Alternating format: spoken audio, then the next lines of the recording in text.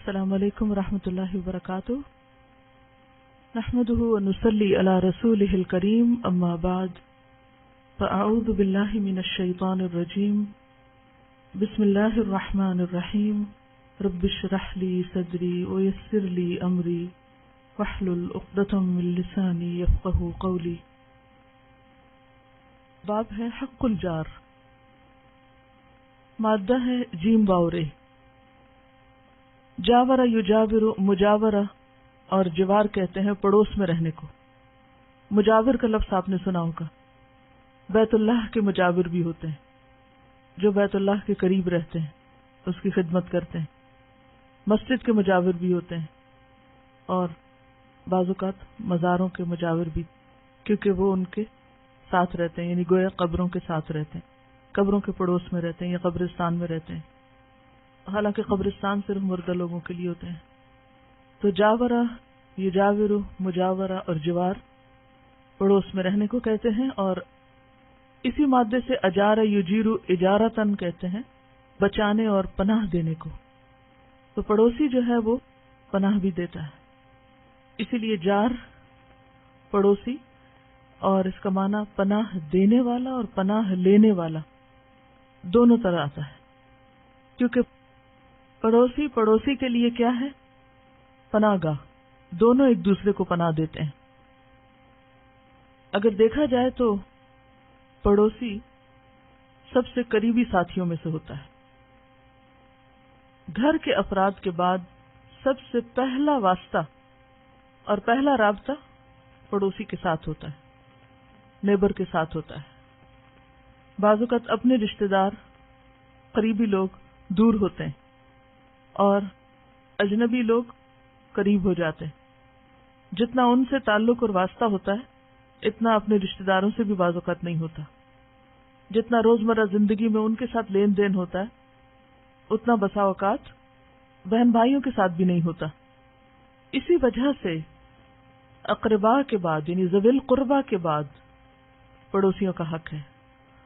اور اسی سلسلے میں اللہ تعالیٰ فرماتے ہیں، قال اللہ تعالی والجار ذی القربى والجار الجنب والصاحب بالجنب،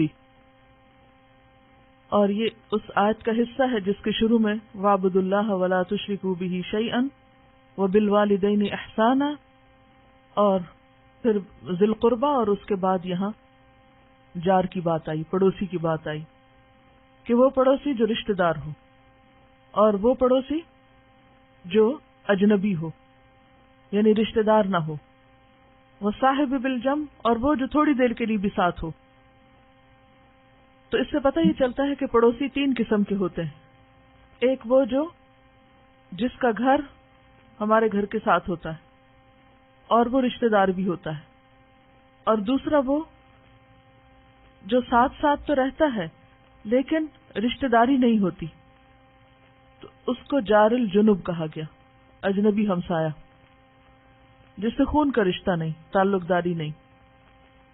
اور تیسرا وہ صاحب بالجنب، پہلو کا ساتھی، یہ بھی ہمسایہ ہے لیکن اس میں ضروری نہیں کہ وہ شخص اپنے گھر یا خاندان کے ساتھ آپ کے گھر یا خاندان کے ساتھ رہتا ہو، آپ کے محلے میں رہتا ہو یا آپ کے کمپاؤنڈ میں رہتا ہو یا آپ کی بلڈنگ میں رہتا ہو، ضروری نہیں کہ وہ ایک اپنے مکان یا اپنے گھر کے ساتھ ہو، بلکہ کسی بھی جگہ، کہیں بھی کوئی شخص جو آپ کے ساتھ مل جل کر رہتا ہو، کوئی مل کے کام کرتا ہو، یا کسی بھی جگہ پر وہ آپ کے قریب ہو، خواہ زیادہ دیر کے لیے، خواہ تھوڑی دیر کے، خواہ پورے دن کے لیے، خواہ دن کے کسی حصے کے لیے، خواہ وہ سفر میں ہی کیوں نہ ہو۔ تو یہ جو تیسرا حصہ ہے وہ صاحب بالجنب، اس میں مسافر بھی آ جاتے ہیں، یعنی جس کی سیٹ آپ کے ساتھ ہو، خواہ وہ ورک پلیس ہو، خواہ وہ کوئی ٹرین ہو یا کوئی جہاز ہو یا کسی ڈاکٹر کا کلینک ہو، کہیں پر بھی آپ کے ساتھ بیٹھنے والے آپ کے ساتھی بن جاتے ہیں۔ ضروری نہیں کہ وہ آپ کے رشتہ دار ہوں یا آپ کے دوست ہوں، ان سے آپ کا تعلق کیا ہے؟ ایک ہمسائیگی کا تعلق ہے۔ اور یہ ایک حقیقت ہے کہ انسان سماج پسند ہے۔ سماج کس کو کہتے ہیں؟ سوسائٹی کو۔ یعنی انسان تنہا نہیں رہ سکتا، اسے ہمیشہ مل جل کے رہنے کی ضرورت ہوتی، اسی لیے آپ نے دیکھا ہوگا کہ جن لوگوں کے ساتھ آپ سفر کر رہے ہوتے ہیں، خواہ وہ چند گھنٹے کے لیے ایک جگہ پر اکٹھے ہوں، تو عموماً کیا ہوتی، اس سفر کے دوران آپ کی دوستی ہو جاتی. کبھی ایسا کوئی واقعہ پیش آیا؟ مثلا آپ نے اکٹھے حج عمرہ کیا، یا پھر یہ کہ اکٹھے کہیں ٹریول کیا، اور پھر بعد میں ساری زندگی کے لیے ان لوگوں کے ساتھ دوستی کا ایک تعلق ہو گیا. کیونکہ یہ انسان کی فطرت کے اندر ہے کہ اسے اکیلا رہنا پسند نہیں، وہ مل جل کے رہنا زیادہ پسند کرتا ہے. اور لوگوں کے ساتھ واسطہ، رشتہ، تعلق، یہ انسانیت کی علامت ہے، انسان ہونے کی علامت ہے. اور وہ انسان نہیں کہ جو انسانوں کے ساتھ گھل مل کے نہ رہنا چاہتا ہو اور اپنی ایک الگ کٹیا بنا کے اور الگ ہی اپنی دنیا میں بس جینا چاہتا ہو. تو اس لیے اسلام نے رشتہ داروں کے بعد پڑوسیوں اور ساتھیوں کے بہت زیادہ حقوق بتائے ہیں اور اس کی بہت زیادہ اہمیت کا احساس دلایا. تو انسان کہیں پر بھی کسی کے ساتھ مل کر کوئی کام کر رہا ہو، خواہ وہ رشتہ دار ہو یا نہ ہو، خواہ وہ آپ کا ہم مذہب ہو یا نہ ہو، آپ کے رنگ کا یا زبان بولنے والا ہو یا نہ ہو، کوئی بھی انسان، خواہ وہ کسی بھی قوم، گروہ، قبیلے، علاقے، رنگ، نسل، زبان سے تعلق رکھتا ہو، جس کے ساتھ بھی آپ مل کر زندگی بسر کریں، کوئی کام کریں، اکٹھے رہیں، وہ آپ کا ساتھی اور پڑوسی ہے اور اس کے آپ پر حق ہے اور اس کا خیال رکھنا آپ پر لازم ہے. اور ایسا کیوں ہے؟ تاکہ ایک پرامن معاشرہ وجود میں آئے. انسان کا لفظ انس سے نکلا ہے، انسان انسانوں سے انس پاتا ہے، انسان کی ضرورت ہے، انسان کے اندر انسان کے قریب رہنا اس کی فطرت میں ہے، اور انسانوں سے کٹ کر بالکل تنہا الگ تھلگ رہنا یہ فطرت کے خلاف ہے. اسی لیے ہمارے دین میں رہبانیت نہیں، اور دین کے نام پر بھی تنہا ہونے کا کوئی جواز نہیں. دنیا میں تو انسان اپنے کام کاروبار کے لیے، اپنے بزنسز کے لیے کیا کرتے ہیں؟ آپس میں اکٹھے ہو جاتے ہیں. دین کے لیے بھی لوگ اکٹھے ہوتے ہیں. مسجد کا کانسیپٹ یہی ہے کہ لوگ مل کر عبادت کریں. اگر ہر روز ممکن نہ ہو تو کم از کم ہفتے میں ایک دفعہ ضرور ملیں، رمضان کے مہینے میں ملیں، عید کے موقع پر ملیں. تو اسلام کس کو پسند کرتا ہے؟ اجتماعی زندگی کو، مل جل کر رہنے کو. اور اس میں دین کی خاطر بھی خاندان، رشتہ دار، دوست، پڑوسی چھوڑ کے کہیں تنہا جنگلوں میں نکل جانے کو زیادہ ثواب کا کام نہیں بتایا گیا. شادی کرنا عبادت قرار پایا اور شادی نہ کرنا دینی عمل قرار نہیں پایا. یعنی بغیر شادی کے یہ سوچ کے زندگی بسر کرنا کہ اس میں زیادہ اجر و ثواب ہے اور زیادہ پاکیزگی ہے، تو اسلام اس کے خلاف ہے. اس میں پاکیزگی نہیں. پاکیزگی کے لیے کیا کہا گیا کہ نکاح کرو. تو اوورآل جو اسلام کا مزاج ہے وہ کیا ہے کہ انسان کی قدر کرے، انسان کی رعایت کرے، انسان کے دکھ درد میں شریک ہو، انسان کے لیے ہمدردی کا پیغام ہو، ایک دوسرے کے لیے باعث سکون ہو. لیکن ہم دیکھتے ہیں کہ ہمارے معاشرے میں دونوں طرح کے لوگ پائے جاتے ہیں. کچھ لوگ ایسے ہوتے ہیں کہ جو دوسروں کی رعایت کر کے جیتے ہیں، اور کچھ لوگ ایسے ہوتے ہیں کہ جو صرف اپنی رعایت کرنا جانتے ہیں، دوسروں سے ان کا کوئی تعلق نہیں ہوتا. تو لوگوں کی دو قسمیں ہوتی ہیں. کون کون سی؟ ایک وہ جو دوسروں کی رعایت کر کے جیتے ہیں، اور دوسرے وہ جو صرف اپنی رعایت جانتے ہیں. ایک وہ جو دوسرا کا حق دے کے جیتے ہیں، اور ایک وہ جو صرف اپنا حق جانتے ہیں. دوسروں کی رعایت کرنے کا کیا مطلب ہے؟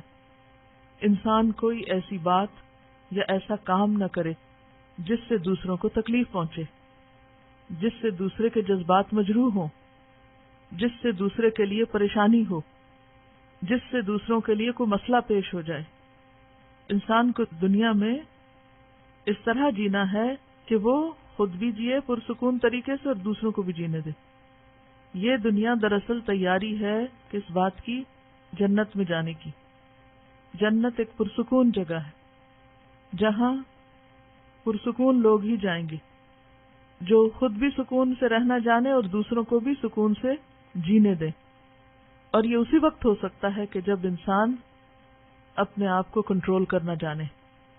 کہ اپنی زبان کو غیر محتاط طریقے سے استعمال نہ کرے، حتیٰ کہ اپنے جسم کے تاثرات سے بھی دوسرے کو ہراساں نہ کرے، ایسی نظر سے کسی کو نہ دیکھے جس سے وہ دوسرے کو خوف زدہ کرے، ایسا جسچر نہ ہو، ایسا انداز نہ ہو، حتیٰ کہ بات کرتے وقت ہاتھوں کا، زبان کا، چہرے کا تاثر ایسا نہ ہو کہ جو دوسرے کو اذیت میں مبتلا کرے۔ بعض اوقات ہمیں خود پتہ ہی نہیں چلتا کہ ہم اپنی بعض معصوم حرکتوں سے دوسروں کے لیے اذیت کا باعث بن جاتے ہیں، کیونکہ آگے حدیث میں آ رہا ہے کہ وہ شخص جنت میں نہیں جائے گا جس سے اس کا ہمسایہ اس کی اذیتوں سے محفوظ نہ ہو۔ تو بے حد ضروری ہے کہ خواہ کوئی تھوڑی دیر کے لیے ہمارے ساتھ ہو یا زیادہ دیر کے لیے، ہم اپنی ذات کی اذیت سے اس کو بچائیں، ہر اس کام سے بچیں جس سے دوسرے کو اذیت ہو، خواہ وہ کوئی ایکشن ہو، خواہ وہ کوئی بول ہو، خواہ وہ کوئی دیکھنے کا انداز ہو، خواہ وہ چلنے کا انداز ہو، خواہ وہ لین دین کا کوئی طریقہ ہو، کچھ بھی ہو، خواہ وہ اٹھانے رکھنے کی حد تک ہی معاملہ کیوں نہ ہو، کیونکہ بسا اوقات ہم اور کچھ بھی نہیں کرتے، صرف اپنی چال سے دوسروں کو اذیت دیتے ہیں۔ کیسے؟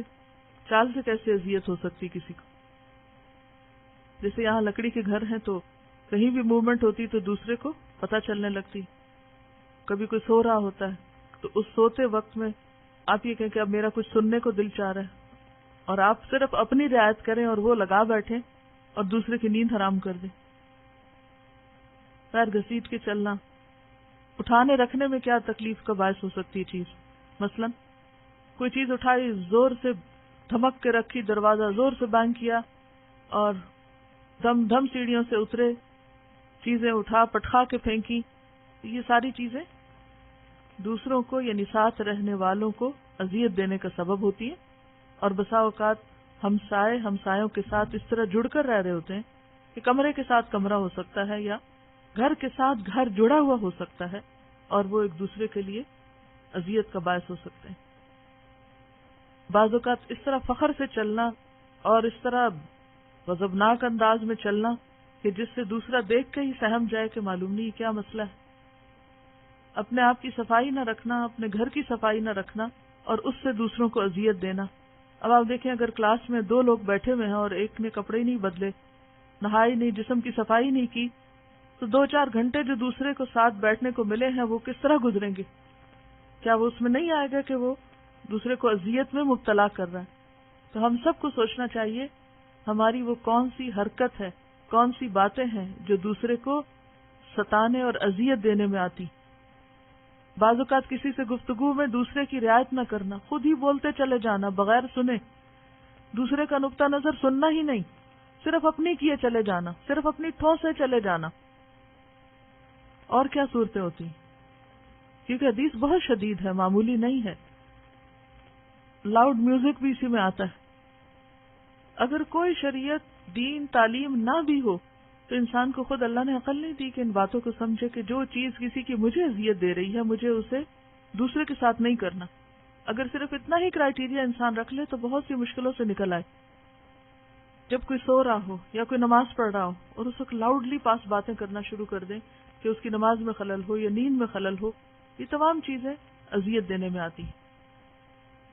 تو خلاصہ یہ ہے کہ انسان کا تعلق اپنے خاندان کے بعد سب سے پہلے جس سے بھی ہو اور جتنا زیادہ ہو، فاصلے کے اعتبار سے قریب، کام کے اعتبار سے قریب، انٹریکشن کے اعتبار سے قریب، اس کا ہم پر اتنا ہی زیادہ حق بنتا ہے، خواہ وہ کسی بھی رنگ نسل سے تعلق رکھتا ہو۔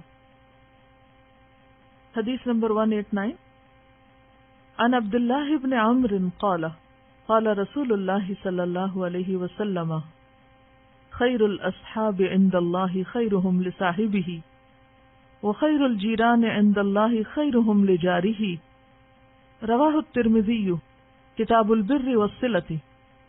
سیدنا عبداللہ رضی اللہ عنہ سے روایت ہے، رسول اللہ صلی اللہ علیہ وسلم نے فرمایا، اللہ تعالیٰ کے ہاں ساتھیوں میں سب سے بہتر ساتھی وہ ہے جو اپنے ساتھی کے لیے بہتر ہو، اور پڑوسیوں میں سب سے بہتر پڑوسی وہ ہے جو اپنے پڑوسی کے حق میں بہتر ہو۔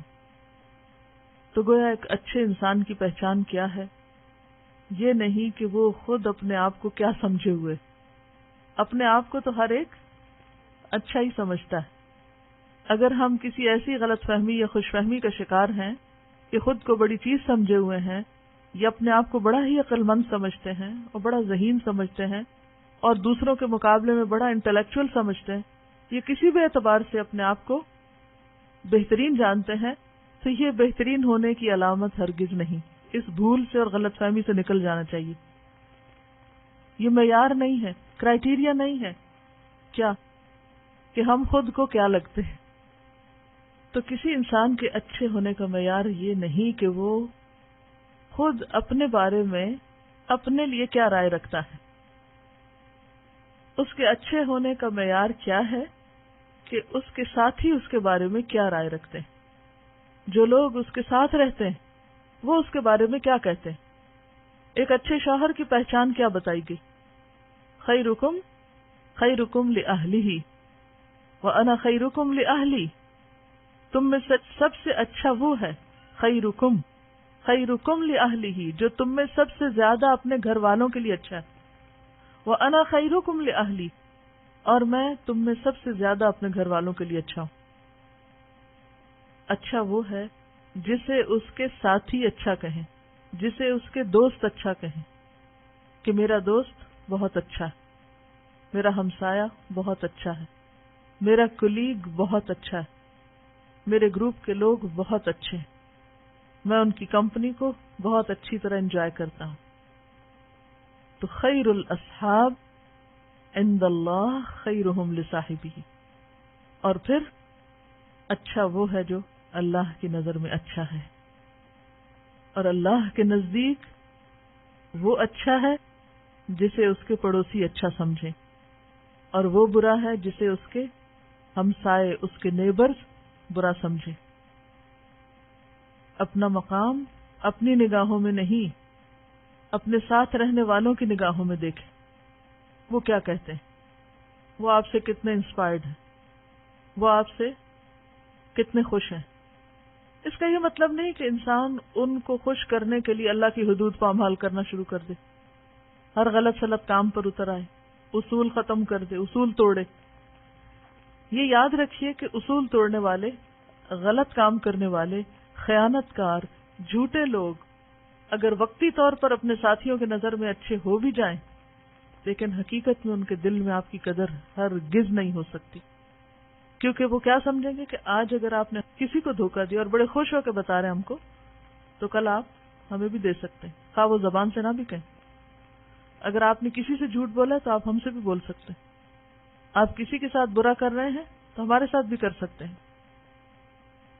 لفظی ترجمہ بھی دیکھ لیجئے کہ عن عبداللہ ابن عامر سے روایت ہے، کہا قال رسول اللہ صلی اللہ علیہ وسلم، رسول اللہ صلی اللہ علیہ وسلم نے فرمایا، خیر الاصحاب، بہترین ساتھیوں میں سے، عند اللہ، اللہ کے ہاں، خیرہم لصاحبہ، ان میں سے بہتر اپنے ساتھی کے لیے، یعنی وہ جو اپنے ساتھی، اپنے دوست، اپنے ساتھ رہنے والے، اس شخص کے لیے اچھا ہو.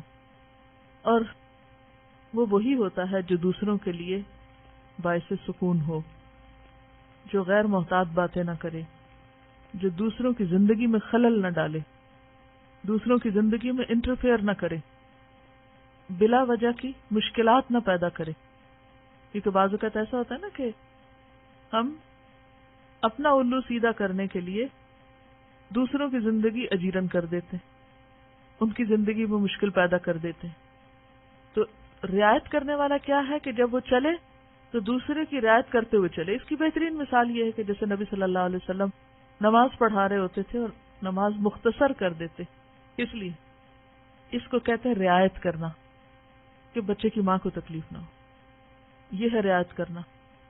اگر ہم چل رہے ہیں تو دوسرے کی رعایت کیا ہے کہ اگر وہ آہستہ چلتا تو ذرا اس کی خاطر آہستہ چلے. اصل چل رہے ہیں آپ تو چھوٹی چھوٹی چیزوں میں دائیں بائیں دیکھ کے چلنا. جیسے آپ ٹریفک کے قانونی کو دیکھ لیجئے، آپ گاڑی چلا رہے ہیں تو رعایت کرنا کیا ہے؟ صرف یہ تھوڑی دیکھیں گے کہ آپ کے لیے زیادہ بہتر کیا ہے، یہ بھی دیکھیں گے کہ باقی سب جو اس سڑک پہ ہیں ان کے لیے بہتر کیا ہے. اور وہاں تو ایک مجبوری کے تحت انسان بھلا مانس بن جاتا ہے، لیکن اللہ کے نزدیک اچھا وہی ہے کہ جو دل کے احساس کے ساتھ دوسرے ساتھ چلنے والوں کی رعایت کرتے ہوئے آگے بڑھے. ایک اور حدیث میں آتا ہے کہ مسلمان کی خوش بختی اور سعادت، مسلمان کی خوش بختی، خوش قسمتی اور سعادت 3 چیزوں میں ہے. نیک پڑوسی، وسیع مکان یعنی گھر کھلا ہو، تنگ گھر نہ ہو، اور آرام دہ سواری. تو جس کے پاس یہ 3 چیزیں ہوں، کون سی؟ نیک پڑوسی، وسیع مکان، آرام دہ سواری. سوچئے زندگی کتنی پرسکون ہو سکتی. یعنی جس کے پاس یہ 3 نعمتیں ہیں وہ دنیا کا خوش قسمت ترین انسان ہے، اگر ساتھ ایمان بھی ہے، اسلام بھی ہے. کیونکہ اسلام کے بغیر تو بہت سے لوگوں کے پاس یہ تینوں چیزیں ہو سکتی ہیں، لیکن اللہ کی پہچان ہو، بندہ اللہ کے حقوق ادا کرتا ہو، اور اس کے بعد دنیا میں اس کے پاس ایک آرام دہ زندگی کا سامان ہو جو اس نے حلال طریقے سے حاصل کیا ہو، جس میں کوئی قباحت نہیں.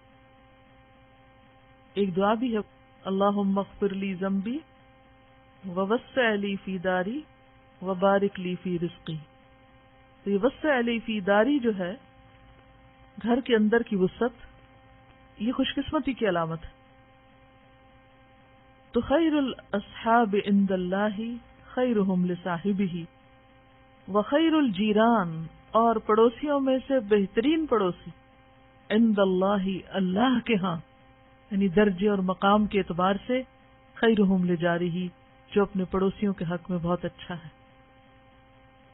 تو یہ حدیث ہم سب کے لیے ایک میزان ہے کہ ہم اپنے ہمسایوں کے لیے کیسے ہیں، اور وہ ہمارے بارے میں کیا کہتے ہیں. کیا ہم ان کے امن اور سکون میں خلل ڈالنے والے ہیں؟ کیا ان کی زندگی میں کوئی مشکل کھڑی کرنے والے ہیں، یا ہم ان کے لیے باعث رحمت ہیں؟ اچھا پڑوسی ہونا اچھا انسان ہونا ہے. السلام علیکم. یہ شروع میں بات کی گئی تھی کہ انسان کے اچھے ہونے کا معیار یہ نہیں ہے کہ وہ خود کو کیسے سمجھتا ہے.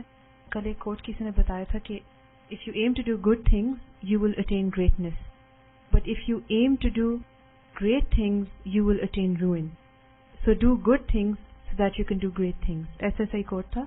مطلب کہ اچھا کام کرنے کا سوچیں تاکہ دوسروں کی نظر میں بھی اچھے ہو جائیں، اور اگر ہم اسی بات کو سوچتے رہیں گے کہ ہم دوسروں کی نظر میں اچھے ہو جائیں، ہم گریٹ بن جائیں دوسروں کی نظر میں، تو یو ول اٹین روئن. جو مجھے سمجھ آئی اس سے وہ یہ ہے کہ بڑا انسان بننے کے لیے بڑے کام کرنا ضروری نہیں، بڑا انسان بننے کے لیے اچھے کام کرنا فائدہ مند ہے. یعنی بعض اوقات ہم کیا سوچتے رہتے ہیں، ہم کوئی بہت بڑا کام کریں، بہت بڑا تیر ماریں، کوئی کارنامہ کر کے جائیں دنیا سے، سوچتے ہیں نا.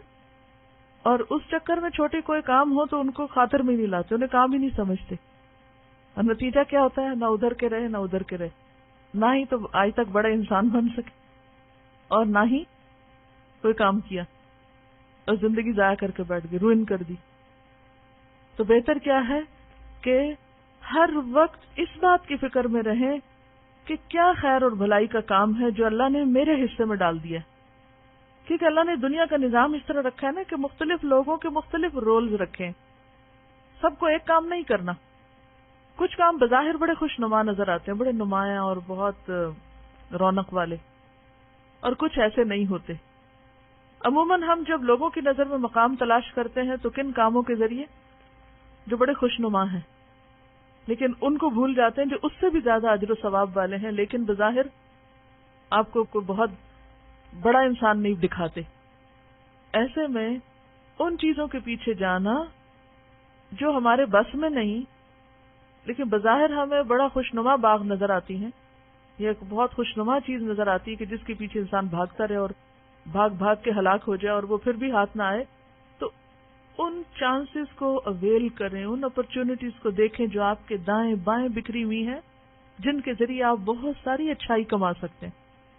مثلا راہ چلتے ہوئے اگر آپ نے کسی تکلیف دینے والی چیز کو اٹھا لیا تو آپ نے ایک اچھا کام کیا. ہو سکتا ہے کہ آپ نے اپنے ایک فطری نیکی کے شوق میں کر لیا ہو اور کسی نے نہ دیکھا ہو، لیکن ہو سکتا ہے کہ کوئی دور کھڑا دیکھ کے متاثر ہو رہا ہو آپ سے، تو وہ گریٹنس اس میں نہیں کہ آپ نے کوئی بہت بڑی پینٹنگ لگا دی کہیں اور اس سے لوگ واہ واہ کریں تو آپ بڑے نظر آئیں گے. بعض اوقات آپ کے اس چھوٹے عمل کی جو آپ نے بہت ہی معمولی کیا ہو، وہ لوگوں کے دل کو ایسی لگتی ہے کہ کوئی اس کا تصور نہیں کر سکتا. وہ ایسی قدردانی پیدا کرتی ہے وہ چھوٹی سی نیکی کہ اس کے مقابلے میں ایک بہت بڑی چیز جس کا مقصود اور مطلوب پیچھے اپنی خود نمائی ہو یا بڑا بن کے دکھانا ہو، اس سے وہ حاصل ہو ہی نہیں سکتا. السلام علیکم. میں نے پرسوں ہیلن کیلر کا ایک نوٹ پڑھا تھا جو مجھے اچھا لگا. I am only one but I still am one. I cannot do everything, but still I can do something.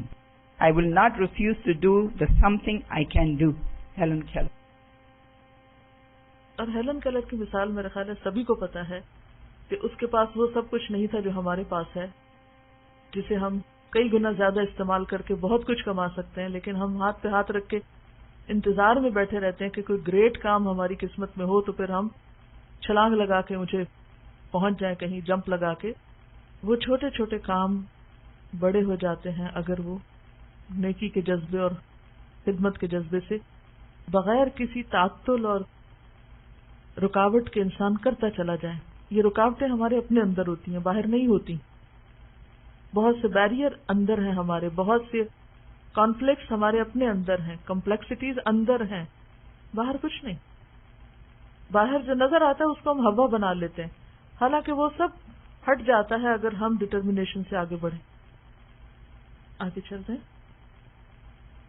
عن ابی ہریرہ ان رسول اللہ صلی اللہ علیہ وسلم قال لا يدخل الجنة من لا يأمن جاره بوائقه رواہ مسلم.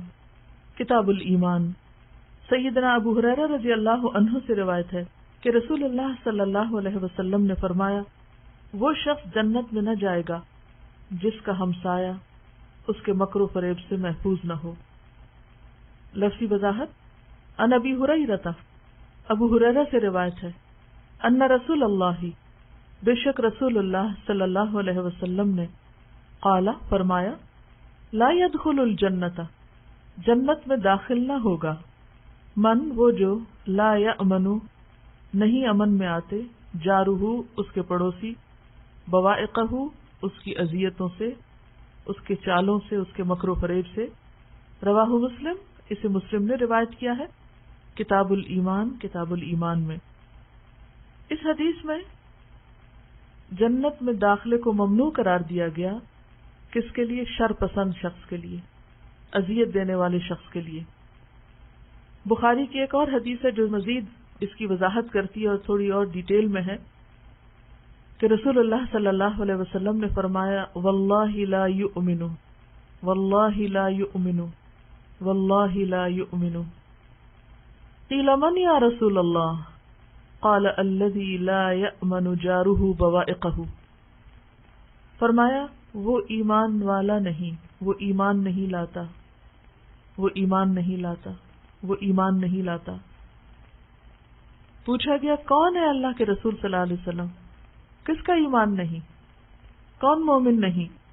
قال فرمایا، الذی وہ شخص، لا یأمن جارہ بوائقہ جس کا پڑوسی اس کے شر سے محفوظ نہیں، اس کا ایمان ہی نہیں، اس کا ایمان ہی مشتبہ ہو گیا، ایمان خلل میں پڑ گیا، شبہ میں پڑ گیا. جس نے اپنے ہمسایوں کو، اپنے ساتھیوں کو دکھ دینا نہ چھوڑا، کیونکہ ایسا انسان انسانی جذبے سے آ رہی ہے، اس کے اندر انسانیت ہی نہیں، جسے کسی کی تکلیف کا احساس نہیں، جو دوسروں کو دکھ دینے سے باز نہیں آتا. اور اذیت دینے میں زبان سے اذیت دینا، اپنے رویے سے اذیت دینا، مختلف کاموں اور مختلف طریقوں سے اذیت دینا، دوسرے کو ہرٹ کرنے، دکھ دینے، اذیت دینے کا کوئی بھی انداز ہو سکتا ہے. اس سے پہلے بھی میں نے ذکر کیا کہ بعض اوقات ہم منہ سے بولتے کچھ نہیں، لیکن اپنی نظریں، اپنے لکس، اپنی شکل، اپنے جسچر اور اپنی چال اور اپنے رویے سے دوسرے کے لیے مصیبت بن جاتے ہیں. اور پھر اگر کوئی کہے کہ آپ ایسا نہ کریں تو کہتے ہیں ہم نے تو کچھ نہیں کہا، معصوم بن جاتے ہیں، کچھ کہا ہی نہیں. کوئی زبان سے کہہ دے تو وہ بھی تکلیف دہ ہے، لیکن زبان سے زیادہ کیا مار تکلیف دے؟ کون سی چیز زیادہ تکلیف دے؟ ایٹیٹیوڈ، رویہ، طرز عمل، معاملہ. اگر آپ منہ پھلا کے پھر رہے ہیں لوگوں کے بیچ میں، نہ آپ کے چہرے پہ اسمائل ہے، نہ آپ کسی سے بات کر رہے ہیں، کیا آپ اذیت نہیں دے رہے؟ کیا یہ اذیت نہیں؟ بتائیے، بولیے. لیکن ہم کبھی نہیں سوچتے کہ یہ بھی اذیت ہے، اور اس میں عام طور پر خواتین بالکل کیئر نہیں کرتی. ویسے شوہر سے کوئی ناراضگی ہوگی، اب معصوم بچوں کو خبر ہی نہیں کہ بھی قصہ کیا ہے، اب سارا غصہ غضب نکل رہا ہے بچوں کے اوپر، ساری فرسٹریشن کا شکار بچے. کہاں سے ہم اس کو جسٹیفائی کر سکتے ہیں؟ کہاں سے؟ کیا اللہ کو حساب نہیں دینا ہوگا؟ اب جس کو خبر ہی نہیں کہ آپ پہ کیا گزری، اس کو آپ اپنے موڈز کیوں دکھا رہے ہیں؟ اگر آپ کو کوئی تکلیف ہے تو آپ بول کے بتائیں کہ میں تکلیف میں ہوں اور مجھے کسی انسان نے تکلیف پہنچائی ہے، تم اس وقت مجھے تنہا چھوڑ دو حتیٰ کہ میں ٹھیک ہو جاؤں. بتائیں دوسرے کو، کیونکہ بعض وقت قصور کسی کا ہوتا ہے، بھگتنا کسی اور کو پڑتا ہے، اور پھر یہ معمول بن جاتا ہے، بعض وقت عادت بن جاتی ہے. آپ کو پتہ ہے کہ مسکرانا بھی ایک عادت ہوتا ہے، اور موڈ آف کیے رکھنا بھی ایک عادت بن جاتا ہے. پتہ ہی نہیں چلتا کہ ہم کس حال میں پھر رہے ہیں، اور ایک مستقل عادت بنی چلی جاتی ہے، اور مستقل طور پر ہم دوسرے کے لیے اذیت کا سامان پیدا کیے رکھتے ہیں. حالانکہ جو کچھ دل میں ہو، جو ناراضگی ہو، جو غصہ ہو، اس کے حد لمٹ 3 دن ہے بس. 3 دن کے بعد آپ ختم کریں اس کو. سوگ کی مدت 3 دن ہے، ناراضگی کی مدت 3 دن ہے، کیونکہ 3 دن کے اندر انسان کو سوچنے اور غور کرنے کا موقع مل جاتا ہے، اور اس کے بعد وہ چیزیں نارمل ہو جاتی ہیں. اور نارمل ہونا چاہیے، کیونکہ اصل چیز ہے نارمل طریقے سے رہنا، ایک معتدل انسان کی حیثیت سے رہنا. یہ نہیں کہ آپ اتنے ہائپر ہو جائیں کہ آپ ہنس ہنس کے پاگل ہو جائیں، اور دوسرے وقت میں اتنے ہائپر ہو جائیں کہ رو رو کے یہ موڈ آف کر کر کے دوسرے کو اذیت دیں. تو زندگی گزارنے کا آسان طریقہ کیا ہے؟ اعتدال. نہ خوشی میں بہت اونچے جائیں اور نہ غم میں بہت اونچے جائیں، نہ غصے میں بہت اونچے جائیں اور نہ ہی کسی مہربانی میں بہت اونچے جائیں. اتنا ہی مہربان رہیں جتنا آپ مینٹین کر سکیں. اور ہمارے لیے بہترین مثال نبی صلی اللہ علیہ وسلم کی مثال ہے. کیونکہ عام طور پر جب ہم یہ بات پڑھتے ہیں نا کہ ہمسائے کو تکلیف دینا جو ہے بہت بری بات ہے، اب ہم بھول جاتے ہیں کہ ہمارے آس پاس رہنے والے بھی ہمارے ہی ہمسائے ہیں. خواہ ہم کسی کام کی جگہ پر اکٹھے ہیں، خواہ سفر میں اکٹھے ہیں، یا کہیں پر بھی. اسی لیے آپ دیکھیے کہ جیسے آپ مثلا کسی ویٹنگ ایریا میں بیٹھے ہوئے ہیں، تو بعض اوقات ویٹنگ ایریا میں بیٹھتے کچھ لوگوں کو گھورنا شروع کر دیتے ہیں دوسروں کو. اب اس سے کیا ہوگا؟ ہمسائے کو تکلیف ہوگی یا نہیں؟ ہوگی نا. آپ یا تو اپنا کام کریں، اگر کسی سے نگاہ ملے تو اسمائل کریں یا کوئی بات کریں، یا اپنے جیسر سے آپ بتائیں کہ ہم کیئر کریں. مجلس کے آداب کیا ہیں کہ جب کوئی نیا شخص آئے تو کیا کرو؟ اس کے لیے جگہ بناؤ، اور اگر جگہ نہیں ہے تو بھی اپنی جگہ سے ذرا سا ہل جاؤ، سمٹ جاؤ، تاکہ اس کو آپ کے رویے سے پتہ چلے کہ آپ نے دوسرے کی کیئر کی. لیکن یہ چھوٹی چھوٹی باتیں عموماً ہم ان کا دھیان ہی نہیں رکھتے. فرسٹریشن کوئی اور ہوتی ہے، غصہ کسی اور پہ ہوتا ہے، اور نکل کسی اور پہ رہا ہوتا ہے. یہ تو عدل انصاف نہیں ہے. اور پھر آپ دیکھیے کہ ایک اور جگہ پر فرمایا من کان یؤمن باللہ والیوم الآخر فلیحسن الی جاری. جو اللہ اور یوم آخرت پر ایمان رکھتا ہے اسے چاہیے کہ اپنے ہمسائے کے ساتھ احسان برتے. یہاں بھی ایمان کے ساتھ احسان کو جوڑ دیا گیا. ایک اور حدیث میں آتا ہے من کان یؤمن باللہ والیوم الآخر فلا یؤذی جارہ. جو اللہ اور یوم آخرت پر ایمان رکھتا ہے اسے چاہیے کہ اپنے پڑوسی کو اذیت نہ دے، دکھ نہ دے، تکلیف نہ دے. بوائق کا لفظ ہے نا، یہ ایک بہت جامع لفظ ہے. صرف اذیت کے لیے استعمال نہیں ہوتا. مکر و فریب، چال بازی، اور جس کو ہم عام زبان میں کہتے ہیں نا پالیٹکس، فلاں گروپ میں پالیٹکس چل رہی ہے، فلاں گھر میں چل رہی ہے، فلاں ادارے میں چل رہی ہے، یہ سب اس کی طرف اشارہ ہے. مکر و فریب، چال بازی، دھوکہ دینا، سامنے کچھ پیچھے کچھ، سامنے کچھ رویہ رکھنا، پیچھے سے جڑیں کاٹنا، کسی کو باتوں سے بہلانا لیکن رویے سے نقصان دینا، عمل سے نقصان دینا، تو یہ اس میں آتا ہے. یعنی ملی بھگت کر کے کسی کے پیچھے پیچھے اس کو تکلیف دینا. یعنی بوائق میں ظاہری تکلیفیں بھی ہیں اور چھپی تکلیفیں بھی ہیں. کچھ کام ایسے ہوتے ہیں نا جو ظاہری کوئی تکلیف دہ نہیں لگتے, ظاہر میں ٹھیک لگتے ہیں بالکل, لیکن حقیقت میں وہ دوسرے کے خلاف جا رہے ہوتے ہیں.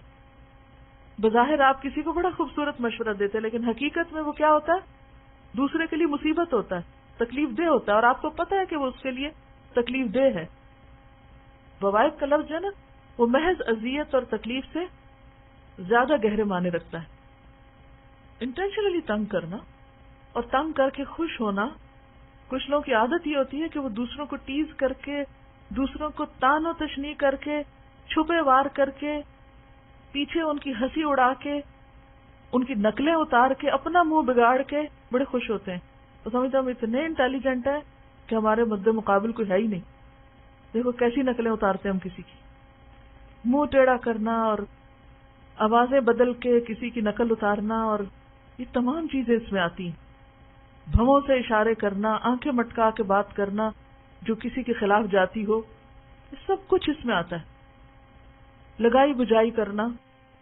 یہاں پر تو چونکہ ہمسائیگی میں آپ بہت ہی محفوظ ہمسایوں میں رہتے ہیں اور بڑے پرامن لوگوں میں, لیکن عموماً جن لوگوں کے دروازے آمنے سامنے ہوتے ہیں, تو اگر ان کی پالیٹکس آپ دیکھیں نا, بسا اوقات وہ ایک خاندان کے لوگوں کو آپس میں لڑا رہے ہوتے ہیں, اس گھر کی چپکے سے خبریں جو ہے وہ کہیں اور پہنچا رہے ہوتے ہیں, ایک دوسرے کی جاسوسی کر رہے ہوتے ہیں, اسپائنگ کر رہے ہوتے ہیں, لگائی بجھائی کر رہے ہوتے ہیں, فتنے فساد. اور عموماً آپ نے دیکھا ہوگا کہ جو ہمسائے قریب قریب رہتے ہیں کوئی نہ کوئی ایسا شغل جاری رہتا ہے, کیونکہ شیطان کا کام یہی ہے کہ جہاں پر لوگ اکٹھے ہوں وہاں ان کے درمیان کوئی نہ کوئی فتنہ فساد ضرور ڈلوائے. یعنی ہر وہ چیز جو کسی کے سکون اور امن میں خلل ڈالے.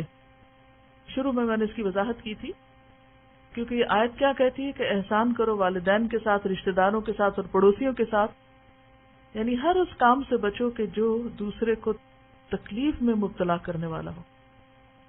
السلام علیکم. کیونکہ پڑوسی جو ہے بالکل وہ قریب رہتے ہیں اور ہر وقت ان سے واسطہ پڑتا ہے, تو اگر ان کی طرف سے کوئی تکلیف پہنچے تو وہ کہ کانسٹنٹ قسم کی وہ چیز ہوتی ہے اور وہ زیادہ بادر کرتی ہے. میری ایک پھپھو رہا کرتی تھی شہر میں, تو ان کے بارے میں سنا ہوا کہ ان کے پڑوسی جو تھے, بہت ہی خاص طور پہ پڑوسن جو تھی, وہ ہر وقت کوئی نہ کوئی فتنہ کھڑا کرتی تھی کہ بہت ہی وہ پریشان ہو گئی, کہ یہاں تک کہ انہیں اپنا گھر چھوڑ کے وہاں سے دوسری جگہ پہ موو ہونا پڑا. اور بچوں کو تنگ کرنا, ان کے بچے جب اسکول جاتے تھے تو ان کے بارے میں کچھ نہ کچھ کہتی رہتی تھی. سنا ہے کہ میری پھپھو جو تھی وہ بیمار ہو گئی تھی اس کی باتیں سن سن کے, تو پھر سب نے یہ سجیسٹ کیا کہ آپ اس جگہ کو چھوڑ دیں کیونکہ پڑوسن ایسی ہیں, وہ تو ہر وقت کا ایک طرح جو ہے آپ کو ٹارچر ہے. بالکل. اب دیکھیں کہ بہت سے لوگ نفسیاتی بیماریوں کے شکار کیوں ہو جاتے ہیں, لوگوں کے رویے کی وجہ سے. کیونکہ بعض اوقات ایک شخص کا دوسرے پر ایک ہولڈ ہوتا ہے, یا دباؤ ہوتا ہے, یا اپر ہینڈ ہوتا ہے, تو وہ نیچے والوں کو پیس کے رکھ دیتا ہے, اور کچھ نہیں تو زبان کی اذیتوں سے ہی. عن ابن عباس یقول سمعت النبی صلی اللہ علیہ وسلم یقول لیس المؤمن الذی یشبع وجارہ جائع, رواہ البخاری فی الادب المفرد. سیدنا ابن عباس رضی اللہ عنہما سے روایت ہے, میں نے نبی کریم صلی اللہ علیہ وسلم سے سنا کہ وہ شخص مومن نہیں جو خود تو پیٹ بھر کر کھائے اور اس کا ہمسایہ بھوکا ہو. لفظی وضاحت, عن ابن عباس, ابن عباس سے روایت ہے, یقول وہ کہتے ہیں, سمعت میں نے سنا, النبی نبی صلی اللہ علیہ وسلم سے, یقول آپ فرماتے تھے, لیس المؤمن نہیں ہے وہ مومن. اب یہاں بھی حدیث ایمان سے متعلق, پچھلی احادیث ان سب کا بھی تعلق ایمان سے تھا. بظاہر دیکھنے میں پڑوسی کے ساتھ معاملہ انسانی معاملہ, لیکن حقیقت میں وہ ایمانی معاملہ ہے. لیس المؤمن نہیں ہے وہ مومن, الذی وہ جو, یشبع پیٹ بھر کے کھائے, وجارہ اور اس کا ہمسایہ اس کے ساتھ رہنے والا, جائع بھوکا رہے. یعنی اسے دوسرے کے کھانے کا خیال ہی نہ ہو, صرف اپنے کھانے کی فکر ہو, صرف اپنا پیٹ بھر لے اور پھر بھول جائے کہ کسی اور کو بھی بھوک لگی ہوگی. اسے بخاری نے روایت کیا الادب المفرد میں. یہاں اگرچہ کھانے کی بات ہے, لیکن کھانا اہم ترین انسانی ضرورت ہے, اور اس کا تعلق تمام ضروریات سے ہے، یعنی اس کے بعد باقی ساری ضروریات بھی اس میں آ جاتی ہیں. ایک کھانا ہمارے جسم کو چاہیے ہوتا ہے اور ایک کھانا ہماری روح کو چاہیے ہوتا ہے. تو کسی کی بھوک کا احساس دراصل کیا ہے؟ اس کی ضرورت کا احساس کہ وہ ضرورت مند ہے، اور ہر ایک کی ضرورت مختلف ہوتی یا نہیں. کسی کو کھانا نہیں چاہیے ہوتا، کچھ اور چاہیے ہوتا ہے، ہمدردی کے 2 لفظ چاہیے ہوتے ہیں. کسی کو کھانا نہیں چاہیے ہوتا، محبت چاہیے ہوتی ہے، توجہ چاہیے ہوتی ہے. کسی کو کھانا نہیں چاہیے، اسے علم چاہیے. اب ایک شخص جو صرف اپنے کھانے اور اپنے سیکھنے کی فکر کرے اور اس کو یہ فکر نہ ہو کہ اس کے پڑوسی کا بچہ کس حال میں ہے، وہ بھی پڑھ رہا ہے یا نہیں، یعنی اپنے بچوں کو تو اچھے اسکول میں بھیج دے اور پڑوسی کے بچے گلیوں میں پھرتے رہیں، اور وہ گلیوں میں پھرنے والے بچے پڑوس کے بچے کو گاڑی پہ بیٹھ کے وہ دور اچھے اسکول پڑھنے جاتا دیکھیں تو ان کے دل پہ کیا گزرے گی؟ بعض اوقات ایسا بھی ہوتا ہے نا، ایک ہی خاندان میں لوگ مل جل کے رہتے ہیں. آپ نے دیکھا ہوگا پہلے لوگ حویلیوں کی شکل میں رہتے تھے، سارا خاندان ایک حویلی میں. مثلا ماں باپ ہیں، شادی ہوئی، ایک بچے کی شادی، اس کو ایک کمرہ دے دیا، ایک حصہ دے دیا، دوسرے کو دوسرا دے دیا. کھانا پکانا اکٹھا ہے، باقی سب اپنے اپنے گھروں میں رہ رہے ہیں، مل جل کے رہ رہے ہیں، سب اپنی اپنی کمائی کر رہے ہیں، ایک جگہ کچھ شیئر کرتے ہیں، کچھ اپنا اپنا رکھتے ہیں. ایسی بہت سی مثالیں گاؤں وغیرہ میں، شہروں میں. اگر آپ سوچیں تو جو لائف سٹائل ہے لوگوں کے اکٹھے رہنے کا وہ اسی طرح ہے. اب نئے زمانے میں نئی چیزیں ہو رہی ہیں، لیکن عمومی طور پر یہ آپس کی ضروریات کو پورا کرنے کے لیے یا ایک دوسرے کی ضرورت ہوتے ہوئے اگر بزنس اکٹھا ہے یا ویسے رہائش کے مسائل ہیں تو لوگ اکٹھے رہتے ہیں. اب کیا ہے، ایک گھر میں اگر 2 بھائی رہ رہے ہیں، دونوں کی آمدنی کا سورس فرق ہے، ایک امیر ہے دوسرا غریب ہے. اب ایک کے بچے کے لیے کھلونے بھی قیمتی آ رہے ہیں اور دوسرے محروم ہو کے دیکھ رہے ہیں. ایک جو ہے وہ اچھے اسکول میں جا رہا ہے اور دوسرا اس سے محروم ہے. ایک اچھے کپڑے پہن رہا ہے اور دوسرا محروم ہے. اس سے جو تفاوت یا فرق آتا ہے، اس سے جو غم اور دکھ اور جیلسیز پیدا ہوتی ہیں، یہ معمولی نہیں ہوتی. یہ پھر بہت دور تک ان کے اثرات ہوتے ہیں اور پوری شخصیت مسخ ہو کر رہ جاتی، ہیٹرڈ جنم لیتی. ریئیکشنری لوگ پیدا ہوتے ہیں جو ہر ایک سے انتقام لینا چاہتے ہیں. کس کا؟ ان سب کانشیس میں پائے جانے والے دکھوں اور غموں کا، کہ جس کا بدلہ پھر وہ ہر ایک سے لیتے ہیں. اور ایسی صورت میں کبھی بھی معاشرہ پرامن نہیں ہو سکتا. نبی صلی اللہ علیہ وسلم نے ہمسائے کے حقوق کو ایمان کے ساتھ ریلیٹ کر کے ہر مومن پہ لازم کر دیا کہ وہ صرف اپنے بارے میں نہ سوچے، اپنے علاوہ دوسروں کے بارے میں بھی سوچے. بحیثیت مومن ہمیں صرف اپنے لیے جینے کو نہیں بھیجا گیا، ہمیں دوسروں کے لیے بھی جینا ہے. اور اس کا آغاز کہاں سے ہوگا؟ اپنے قریب ترین سے ہوگا. ہمیشہ سوچا کریں آپ اپنے بچوں کے لیے کیا چاہتے ہیں. ہر شخص کی تمنائیں اور خوشیاں ہوتی ہیں نا اپنے بچوں کے لیے. میرا بچہ یہ بن جائے، میرا بچہ وہ ہو، میرا بچہ ایسا اور ویسا ہو. اور اسی لیے آپ نے دیکھا ہوگا مائیں جب بچوں کو پیار سے بلاتی ہیں کیسے کیسے نام دیتی، شہزادہ اور پتہ نہیں کیا کیا، پرنس. شہزادہ سمبل ہے کس چیز کا؟ انتہائی خوشحال زندگی گزارنے کا. تم تو شہزادوں کی طرح جی رہے ہو، شہزادوں کی طرح رہ رہے ہو. اب اپنے بچوں کو تم شہزادہ بنانا چاہیں اور ہمسائے کے بچے کے بارے میں کوئی فکر ہی نہ ہو. اپنا بچہ تو پڑھ رہا ہو، ہمسائے کے بچے کی جہالت کا خیال ہی نہ ہو. اپنے بچے کو تو ہم دین میں آگے بڑھائیں اور ہمسائے کے بچے کی دینداری کے بارے میں کوئی غم اور فکر ہی نہ ہو. تو ہمسائے کے ساتھ احسان ایسا احسان ہے جس کا بدلہ آپ پر دنیا میں بھی پلٹ آئے گا. اگر آپ چاہتے ہیں اپنے بچے کی بھلائی، دوسرے کے بچے کی بھلائی شروع کر دیں، یقیناً اللہ وہ بھلائی آپ ہی کی طرف پلٹا دے گا. کیونکہ عموماً یہ ہوتا ہے نا کہ جیسے اپنے بچے بھی ہیں، بھائی کے بچے ہیں، بہن کے بچے ہیں، تو اس میں ظاہر ہے کہ جو اپنا بچہ ہے وہ اپنا، حالانکہ بچے تو سبھی کے بچے ہوتے ہیں، لیکن جو اپنا ہے وہ اپنا ہے.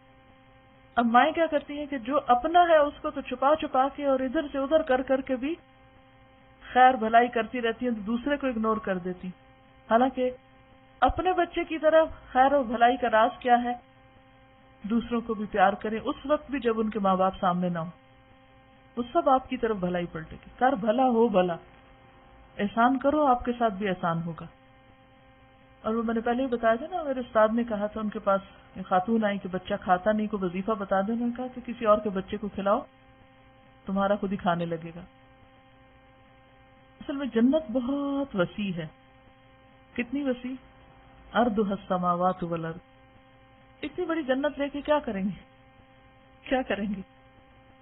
انجوائے کریں گے نا، لیکن اس کو وہی انجوائے کر سکتا ہے جس کا دل بڑا ہو، جس کی نگاہ بڑی ہو، جو دور تک سوچتا ہو، جو سیلف سینٹرڈ نہ ہو، دوسروں کے لیے سوچنے والا ہو. اور پھر اپنی ذات اور خاندان سے نکل کر ان کے ساتھ جو اجنبی ہو، خواہ رشتے دار نہ ہو، کچھ نہ لگتے ہو، خواہ آپ کے ہم مذہب بھی نہ ہو. سبحانک اللہم و بحمدک نشہد ان لا الہ الا انت نستغفرک و نتوب الیک. السلام علیکم ورحمۃ اللہ وبرکاتہ. السلام علیکم ورحمۃ اللہ وبرکاتہ. نحمده ونصلي على رسوله الكريم. اما بعد فاعوذ بالله من الشيطان الرجيم. بسم الله الرحمن الرحيم. رب اشرح لي صدري ويسر لي امري واحلل عقدة من لساني يفقهوا قولي. حدیث نمبر 192. عن عائشة رضي الله عنها عن النبي صلى الله عليه وسلم قال: ما زال جبريل يوصيني بالجار حتى ظننت أنه سيورثه. رواہ البخاری کتاب الادب.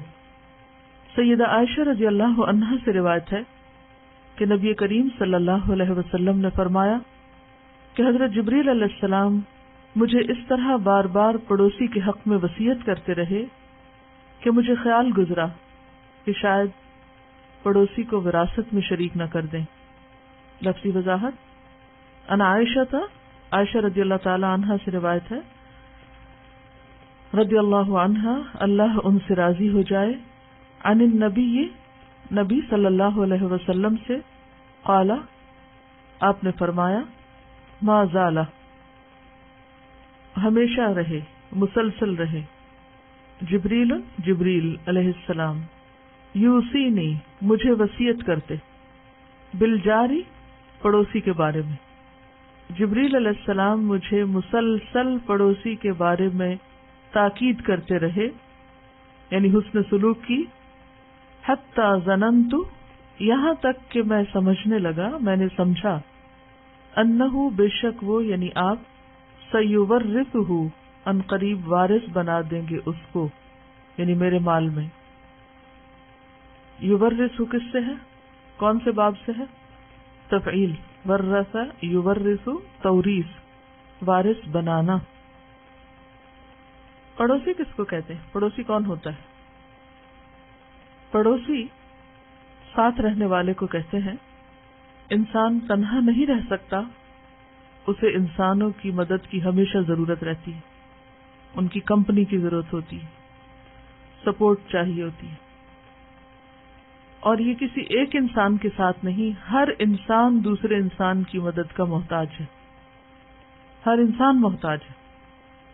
کوئی شخص کتنا بھی اسٹرانگ کیوں نہ ہو، کتنا بھی جسمانی اعتبار سے، مالی اور مادی اعتبار سے اسٹرانگ کیوں نہ ہو، پھر بھی اسے دوسرے انسانوں کی مدد کی ضرورت رہتی ہے. انسان محتاج ہے، کمزور ہے. اگر ہر انسان جسمانی طور پر الگ ہے دوسرے سے، انڈیپینڈنٹ ہے، مثلا میرے ہاتھ ہے، میری آنکھیں ہیں، لیکن جذباتی طور پر، مادی طور پر ایک انسان دوسرے پر ڈیپینڈنٹ ہوتا ہے، دوسرے کی مدد کا محتاج ہوتا ہے. ہم انڈیویجولی انڈیپینڈنٹ ہوتے ہوئے بھی ایموشنلی انڈیپینڈنٹ نہیں ہوتے. مادی اور جذباتی طور پر ایک دوسرے سے بندھے ہوئے ہوتے ہیں. کچھ لوگ تو فزیکلی بھی بندھے ہوئے ہوتے ہیں نا. کیسے؟ جیسے جڑواں بچے ایسے پیدا ہو جاتے ہیں کہ دو جسم ساتھ ملے ہوئے ہوتے ہیں، پھر ان کو کاٹ کے الگ کیا جاتا ہے. تو جسمانی طور پر ہر انسان الگ ہے، لیکن مادی طور پر، یعنی مالی معاملات میں اور جذباتی طور پر ایک دوسرے سے بندھا ہوا ہے، جڑا ہوا ہے، ہاں وہ خون کے رشتے ہوں یا دوستی کے رشتے ہوں یا ہمسائیگی کے رشتے ہوں، وہ ایک دوسرے کے ساتھ گندھا ہوا ہے۔ رحم کو کس سے تشبیہ دی گئی؟ شجنا سے۔ اسی طرح انسانی تعلقات اور انسانوں کا باہم ایک دوسرے سے میل ملاپ اور ایک دوسرے کی ضرورت، یہ ایک مانی ہوئی چیز ہے۔ کیا کوئی شخص تنہا ایک اکیلا رہ کر کوئی کاروبار کر سکتا ہے؟ نہیں، اسے اپنے کاروبار اور بزنس کے لیے اور لوگوں کی مدد کی ضرورت ہے۔ کوئی ایک چھوٹی سی بھی پروڈکٹ آپ کو تیار کرنی ہے تو کیا کرنا ہوگا آپ کو؟ سب کچھ خود نہیں کر سکتے آپ کو دوسرے لوگوں کی مدد کی ضرورت ہوتی ہے۔ ایسا ایک گھر تو خیر بہت بڑی چیز ہے، اگر ایک سوئی بھی بنانی ہو، نیڈل ہوتی ہے نا، تو ایک جگہ پڑھا تھا میں نے کہ ایک سوئی بننے تک 26 مرحلوں سے 26 سٹیجز سے گزرتی، پھر جا کر وہ سینے کے قابل ہوتی ہے۔ اتنے مرحلے اس پر گزرتے ہیں۔ کسی بھی فیکٹری اور کارخانے میں آپ دیکھیں تو یہ نہیں ہوتا کہ ایک شخص سوئی ڈیزائن بھی کرے اور پھر وہ اس کے لیے ساری پلاننگ بھی کرے اور پھر آخر تک ہر مرحلے پر وہی کھڑا ہو۔ مثلاً آپ اپنے گھر میں انڈیپینڈنٹ ہو سکتے ہیں، آپ کہ نہیں مجھے تو کسی کی ضرورت نہیں، میں اپنا سب کام خود کر سکتی ہوں، لیکن پھر بھی آپ دیکھیں گے کہ جو چیزیں آپ گھر میں بھی استعمال کر رہے ہیں ان کو گھر تک لانے کے لیے آپ کو دوسروں کی مدد چاہیے ہوتی۔ آپ کو نہیں میں تو بریڈ بھی خود ہی گھر میں بنا لوں گی اور سبزی بھی اگا لوں گی اور باقی سب کام بھی کر لوں گی، لیکن ایون دین بہت ساری ایسی چیزیں ہوں گی کہ جن کو آپ خود نہیں کر سکتے، بہرحال آپ دوسرے کے محتاج ہیں۔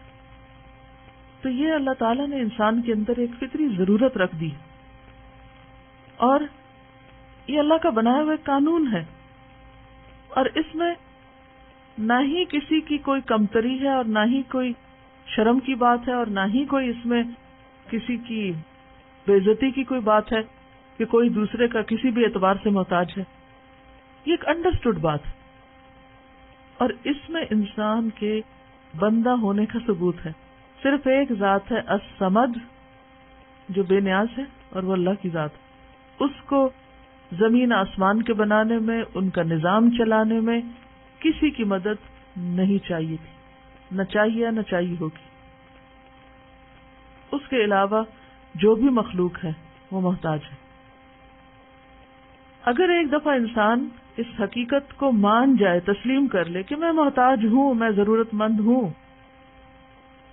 اور میری ضروریات بندوں سے ہی پوری ہوتی ہیں، تو اگلا سٹیپ اس کا کیا ہوگا؟ پھر اس کے اندر ایک تواضع آئے گی، عاجزی آئے گی، بندگی کی خو آئے گی، وہ دوسرے کے کام آئے گا، دوسرے اس کے کام آئیں گے۔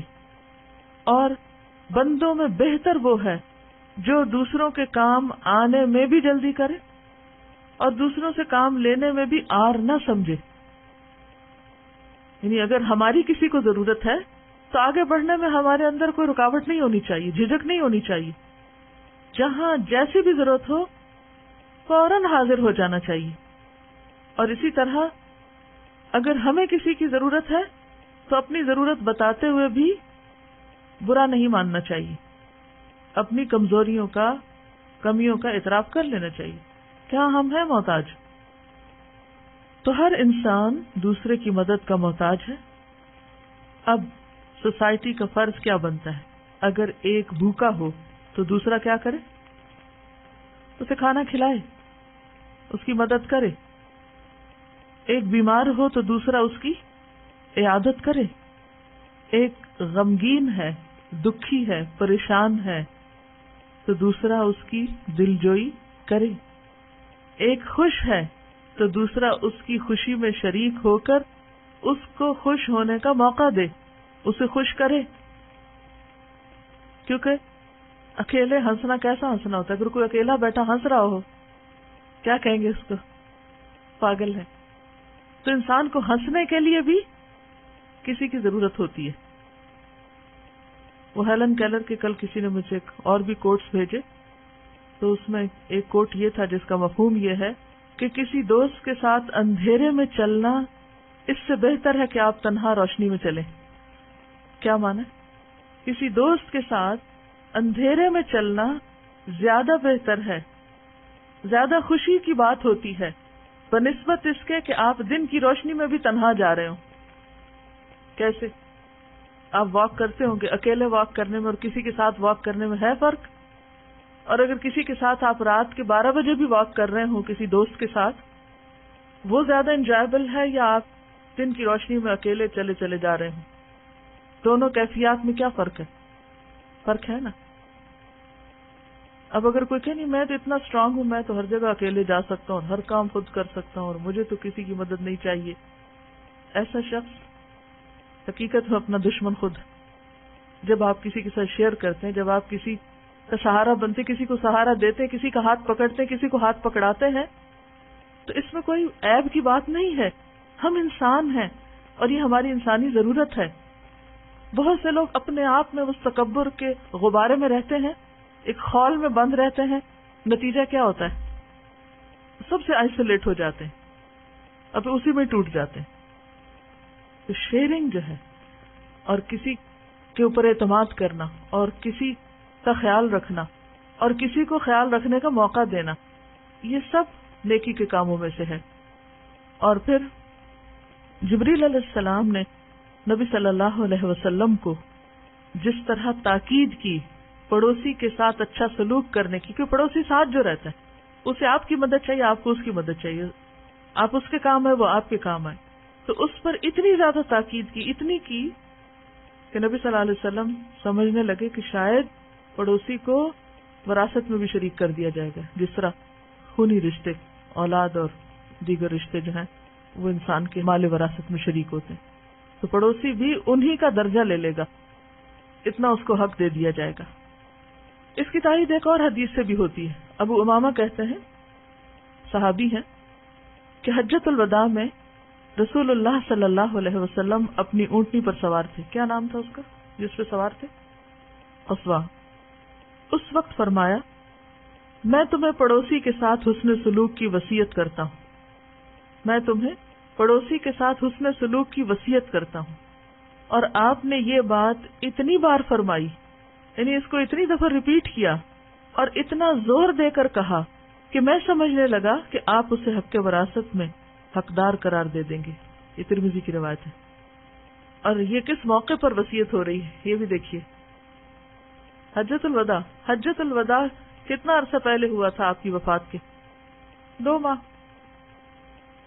کیونکہ حجۃ الوداع سے واپس آئے اور محرم اور سفر گزرا، ربیع الاول میں تو آپ کی وفات ہو گئی. گویا آپ نے اپنی وفات سے 2 ماہ قبل جو تعلیمات دی ہیں وہ حتمی ہیں، ان میں کوئی چینج نہیں ہوا، کوئی تبدیلی نہیں ہوئی. ان کی بہت زیادہ اہمیت ہے.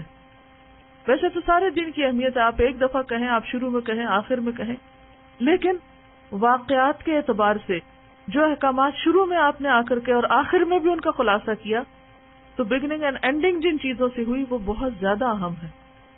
اور انہی میں سے ایک پڑوسی کے ساتھ حسن سلوک کی تاکید ہے. اور حسن سلوک میں کیا آتا ہے کہ اس کی ضروریات میں غم، خوشی، رنج، ان تمام چیزوں میں شریک رہنا، مادی ضرورت بھی پوری کرنا، جذباتی ضروریات بھی پوری کرنا. وہ رو رہا ہو تو ساتھ مل کے رونا، وہ ہنسنا چاہے تو ساتھ مل کے ہنسنا. اب آپ دیکھیں نا کہ اگر ایک شخص ہنسنا چاہ رہا ہے اور دوسرا موڈ آف کر کے بیٹھ جائے کیسا لگتا ہے؟ آپ مسکرا رہے ہیں، جواب میں کوئی مسکراتا ہی نہیں. آپ کچھ پوچھ رہے ہیں، آگے سے کوئی جواب ہی نہیں دیتا. آپ رو رہے ہیں، کوئی توجہ ہی نہیں کرتا. تو یہ زندگی کیسی زندگی؟ کیا یہ انسانوں کے بیچ کی زندگی ہے یا جنگل کی زندگی؟ جنگل میں ہوتا نا، ہر جانور وہ اکیلا منہ اٹھا کے کھڑا ہوتا ہے، کوئی کہیں کھڑا کوئی کہیں کھڑا. وہ پتہ نہیں کہ روتے ہیں، ہنستے ہیں، کیا کرتے ہیں کیا نہیں، اکیلے ہی کھڑے ہیں اپنی دنیا میں. اگر ساتھ ساتھ بھی کھڑے ہو تو ان کو کوئی پرواہ نہیں کہ ساتھ کیا ہو رہا ہے. عقل جو نہیں، اللہ نے ہمیں تو عقل اور دل دے کے پیدا کیا ہے نا، تو اسے استعمال کرنے کی ضرورت ہے. اور اس عقل کو استعمال کرنا کوئی بہت بڑے میتھمیٹکس کے سوال حل کرنے میں ہی استعمال نہیں کرنا چاہیے. اس عقل کو انسانوں کی ضروریات اور نفسیات کو سمجھنے میں بھی استعمال کرنا چاہیے کہ دوسرا شخص کس کیفیت سے گزر رہا ہے. اسی لیے بہت سے لوگوں کا آئی کیو تو اب بہت بلند ہونے لگا ہے، لیکن ای کیو بہت ہی 0 پہ جا رہا ہے. انٹیلیجنس ہر چیز نہیں ہے، یعنی کہ صرف ذہنی صلاحیت ہی وہ سب کچھ نہیں ہے، بلکہ ایموشنل انٹیلیجنس جو ہے اور انسانوں کے جذبات کو سمجھنا، ان کو انڈرسٹینڈ کرنا، یہ بھی ایک بہت بڑا فن ہے اور کامیاب زندگی کے لیے بے حد ضروری ہے۔ تو بہرحال جبریل علیہ السلام نبی صلی اللہ علیہ وسلم کو بار بار پڑوسی کے حق میں حسن سلوک کی جو تاکید کرتے رہے، تو آپ نے سمجھا کہ شاید پڑوسی اب مال میں بھی، مال وراثت میں بھی شریک ہو جائے گا، اور اس سے اس کے مقام اور اہمیت کا پتہ چلتا ہے۔ یعنی قرابت دار کے فوراً بعد اس کا حق آتا ہے نا، تو گویا قرابت داروں ہی کی صف میں جانے کے لیے تیار ہے، یعنی باؤنڈری لائن پہ ہے۔ یوسینی میں کیا چیزیں تھیں جن کی آپ وصیت کر رہے ہوں گے؟ کیا باتیں ہوں گی جس کی بنا پر آپ نے یہ بات سمجھی کہ اچھا اگر یہ ہے تو پھر تو یہ بھی ہو سکتا ہے؟ یعنی صرف یہ تو نہیں کہ یہی کہا ہو اچھا سلوک کرنا، اچھا سلوک کرنا، اس کی تکرار تو ہوگی، لیکن وہ کون سے امور ہو سکتے ہیں؟ مثلا اگر آپ یہ وضاحت جاننا چاہیں کہ مجھے اپنے پڑوسی کے ساتھ کیا کرنا ہے، تو ہمیں یہ پتہ ہونا چاہیے کہ یہ اور یہ کرنا حسن سلوک میں آتا ہے، اور اس کی وضاحت بھی حدیث سے ہوتی۔ کسی شخص نے کسی سے سوال کیا مجھ پر میرے پڑوسی کے کیا حقوق ہیں، اور ہو سکتا ہے آپ کے ذہن میں بھی مزید سوال آ رہا کہ پھر ہمیں کرنا کیا ہے، کیا کرنا ہوگا؟ فرمایا اگر وہ بیمار ہو تو عیادت کرو، انتقال ہو جائے تو جنازے میں شرکت کرو، قرض مانگے تو قرض دو، جب کسی چیز کا ضرورت مند ہو تو ضرورت پوری کرو، جب اسے کوئی خیر حاصل ہو، یعنی اس کا بچہ کامیاب ہوا ہے، کوئی جاب ملی ہے، کسی کی شادی ہوئی ہے گھر میں، کچھ بھی کوئی خیر پہنچے اس کو تو تہنیت پیش کرو، یعنی مبارکباد دو، جب کوئی مصیبت پڑے تو تعزیت کرو، بغیر اس کی اجازت کے اپنی عمارت اونچی نہ کرو۔ یہاں تو خیر آپ کو بائی لا اجازت نہیں ہے، لیکن جہاں پر کوئی لا نہیں ہے وہاں پر بھی اسلام نے ایک حد کھینچی ہے کہ اس کی اجازت کے بغیر اپنی دیواریں اونچی نہ کرو، ملٹی سٹوری گھر نہ بناتے جاؤ اور اس کی دھوپ چھاؤں سب کچھ روک نہ دو۔ بغیر اجازت اپنی عمارت اونچی نہ کرو کہ اس کی ہوا رک جائے، یعنی ہوا جب چلتی ہے تو بلند عمارتوں میں پھر نیچے تک نہیں پہنچتی۔ اپنی ہانڈی کی خوشبو سے اسے تکلیف نہ پہنچاؤ، الا یہ کہ اس میں سے اسے بھی کچھ دے دو۔ کچھ تو روٹین کے کھانے ہوتے ہیں نا، روٹی پکانے تک کی بھی ایک خوشبو ہوتی ہے، آملیٹ آپ بنائیں، کچھ چھوٹا چائے بھی بنائیں اس کی بھی خوشبو ہوتی ہے، اور بند گھروں میں تو اور بھی زیادہ ہوتی، اور وینٹ کے تھرو بھی نیچے سے اوپر چلی جاتی۔ کوئی بیسمنٹ میں رہ رہا ہو تو وہ کچھ بھی پکائے تو وہ اوپر ٹاپ فلور تک جاتا ہے سب۔ تو مراد اس سے یہ ہے کہ ایسے کھانے کے جو خاص خاص مواقع پہ پکتے ہیں، یا ایسے کھانے کے جن کو دیکھ کر انسان للچا جاتا ہے، تو ایسی چیزوں سے، یعنی ایسی چیزیں جب پکاؤ تو اسے تکلیف نہ دو، الا یہ کہ اسے بھی اس میں سے کچھ دو۔ یعنی جب کوئی ایسی خاص ڈش بنائے تو اس میں اس کا حصہ رکھیں۔ اگر کبھی پھل خریدو، یعنی کتنی ڈیٹیل بتائیے نا، اگر کبھی پھل خریدو تو اسے بھی ہدیہ کرو، اسے بھی پیش کرو، وہ بھی کھائے۔ اگر ایسا کرنے کی حالت میں نہ ہو، یعنی اتنے پیسے ہی نہیں ہیں، یا اپنے لیے خریدیں یا اس کے لیے خریدیں، تو خاموشی سے گھر لے جاؤ، دکھا کے نہیں، چھپا کے، اور احتیاط کرو کہ تمہارا بچہ اسے لے کر باہر نہ نکلے کہ اس کے بچے بھی اس کی ضد کرنے لگے۔ کتنی گہری باتیں کی گئی ہیں، کتنی چھوٹی چھوٹی دور تک کی، کہ اگر نہیں اس کو دینا تو پھر خود بھی اس میں نمایاں نہ کرو اور بچے کو بھی اس کے سامنے نہ کھانے دو تاکہ اس کے بچے کو تکلیف نہ ہو، یعنی اپنے عمل اور ایکشن سے تکلیف نہ پہنچاؤ۔ تو یہ ہے وہ حسن سلوک جس کی آپ نے تاکید کی۔ اور جہاں تک یہ بات تھی نا کہ دیوار اونچی نہ کریں، تو اسی طرح ایک اور حدیث میں آتا ہے کہ اگر کوئی پڑوسی اجازت مانگے کہ دیوار میں کھونٹی ٹانگ دے تو اس کی اجازت دے دو، اس سے نہ روکو۔ یعنی کوئی پڑوسی اپنے پڑوسی کو دیوار میں کھونٹی گاڑنے سے منع نہ کرے، بعض اوقات ایسا تھا نا، آپ کو باہر کپڑے ٹانگنے، اب دائیں طرف کی دیوار جو ہے وہ اس پڑوسی کی، بائیں طرف کی اس کی ہے، اگر آپ رسی باندھیں گے تو وہ خود سے تو نہیں باندھ سکتے، اجازت ہے باندھ سکیں گے اگر وہ اجازت دے.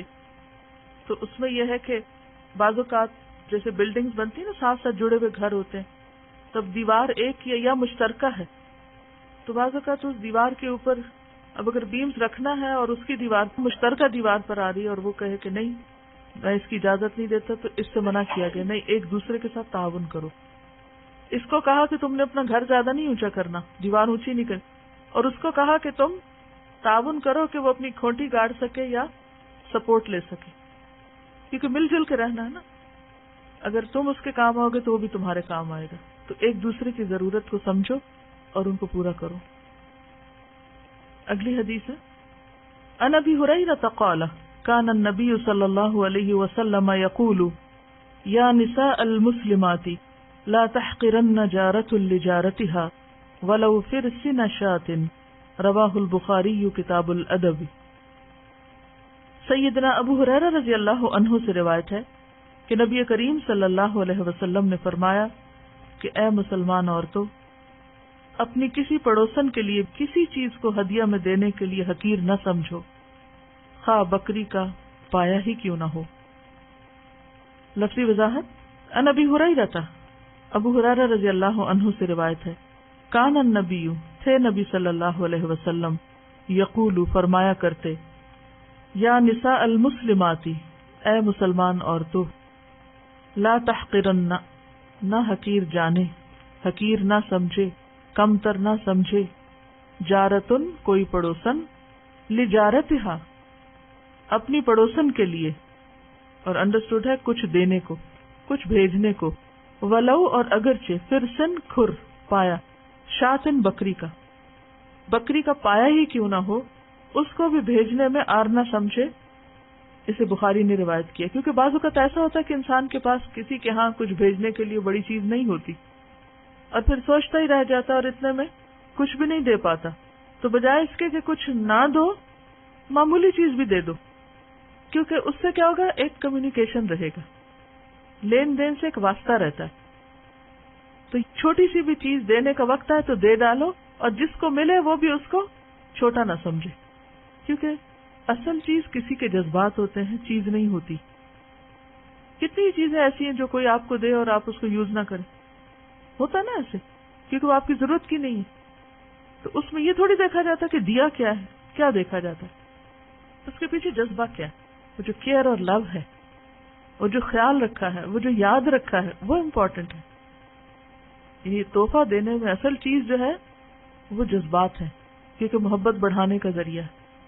تو خواہ وہ چھوٹا سا ہی ہدیہ کیوں نہ ہو، معمولی سی چیز ہی کیوں نہ ہو.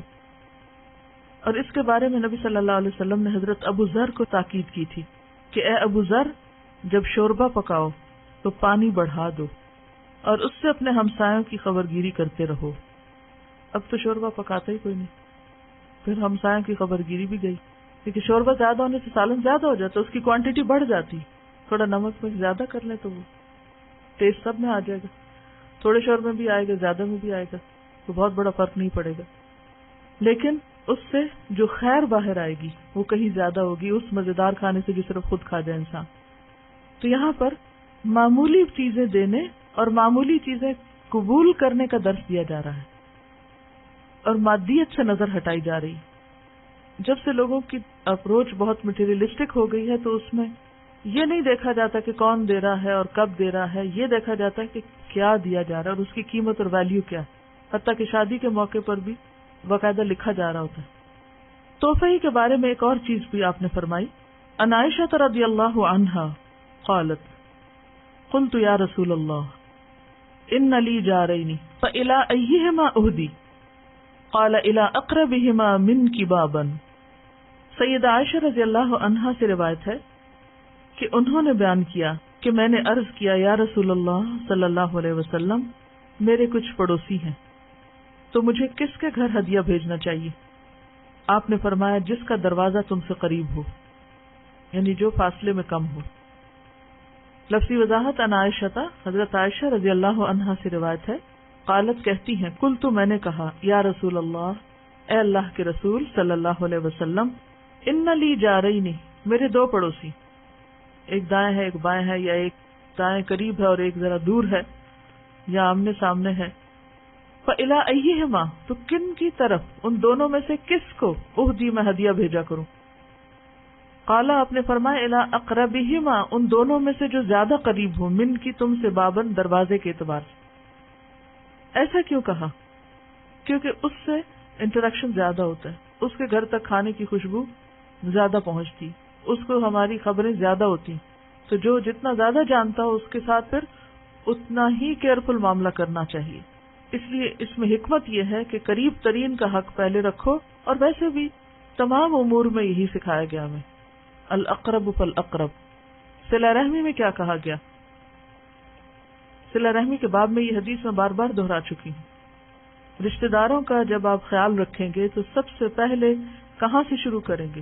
سٹارٹنگ پوائنٹ کیا ہے؟ الاقرب فالاقرب، جو سب سے زیادہ قریب ہے، اور اس میں پھر والدین ہیں، پھر اولاد ہے، پھر اور باقی رشتے آتے ہیں۔ تو اسی طرح ہمسایوں میں بھی الاقرب فالاقرب، جو قریب ترین ہو، اور باقی امور میں بھی کسی بھی کام کے کرنے میں آپ کو شروع قریب ترین سے کرنا چاہیے۔ کیوں؟ عام روزمرہ زندگی کی کوئی مثال لائی، ویسے کھانا کھاتے ہوئے بھی آپ نے کیا بتایا ہمیں؟ ادب کیا سکھایا کہ کہاں سے کھاؤ؟ قریب ترین سے کھاؤ، ہر جگہ نہیں ہاتھ گھماؤ۔ تو یہ ایک فطری ترتیب ہے یا نہیں؟ فطری ترتیب کا کیا مطلب ہے؟ کہ ویسے بالکل نیچرل سی بات ہے، مثال سے سمجھائیے تاکہ مجھے پتہ چلے کہ آپ کو سمجھ آئی یہ بات۔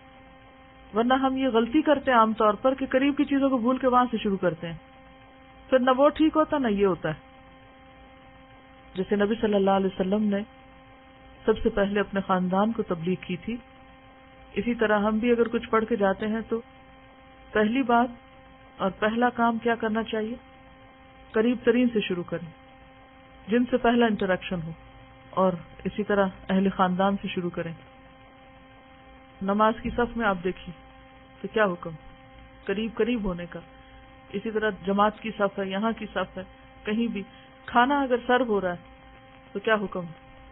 کس کو دو؟ وہ سامنے بیٹھے ہوئے کو، جو رائٹ سائڈ پہ، دائیں سے شروع، قریب سے شروع کرو۔ اس کو کراس کر کے آگے نہیں جا سکتے آپ، بائی پاس کر کے دور نہیں جا سکتے، خواہ کوئی کتنا ہی عزیز آپ کا بیٹھا ہو، آپ کو شروع وہیں سے کرنا ہے، قریب ترین سے شروع کرنا ہے۔ اور کوئی مثال؟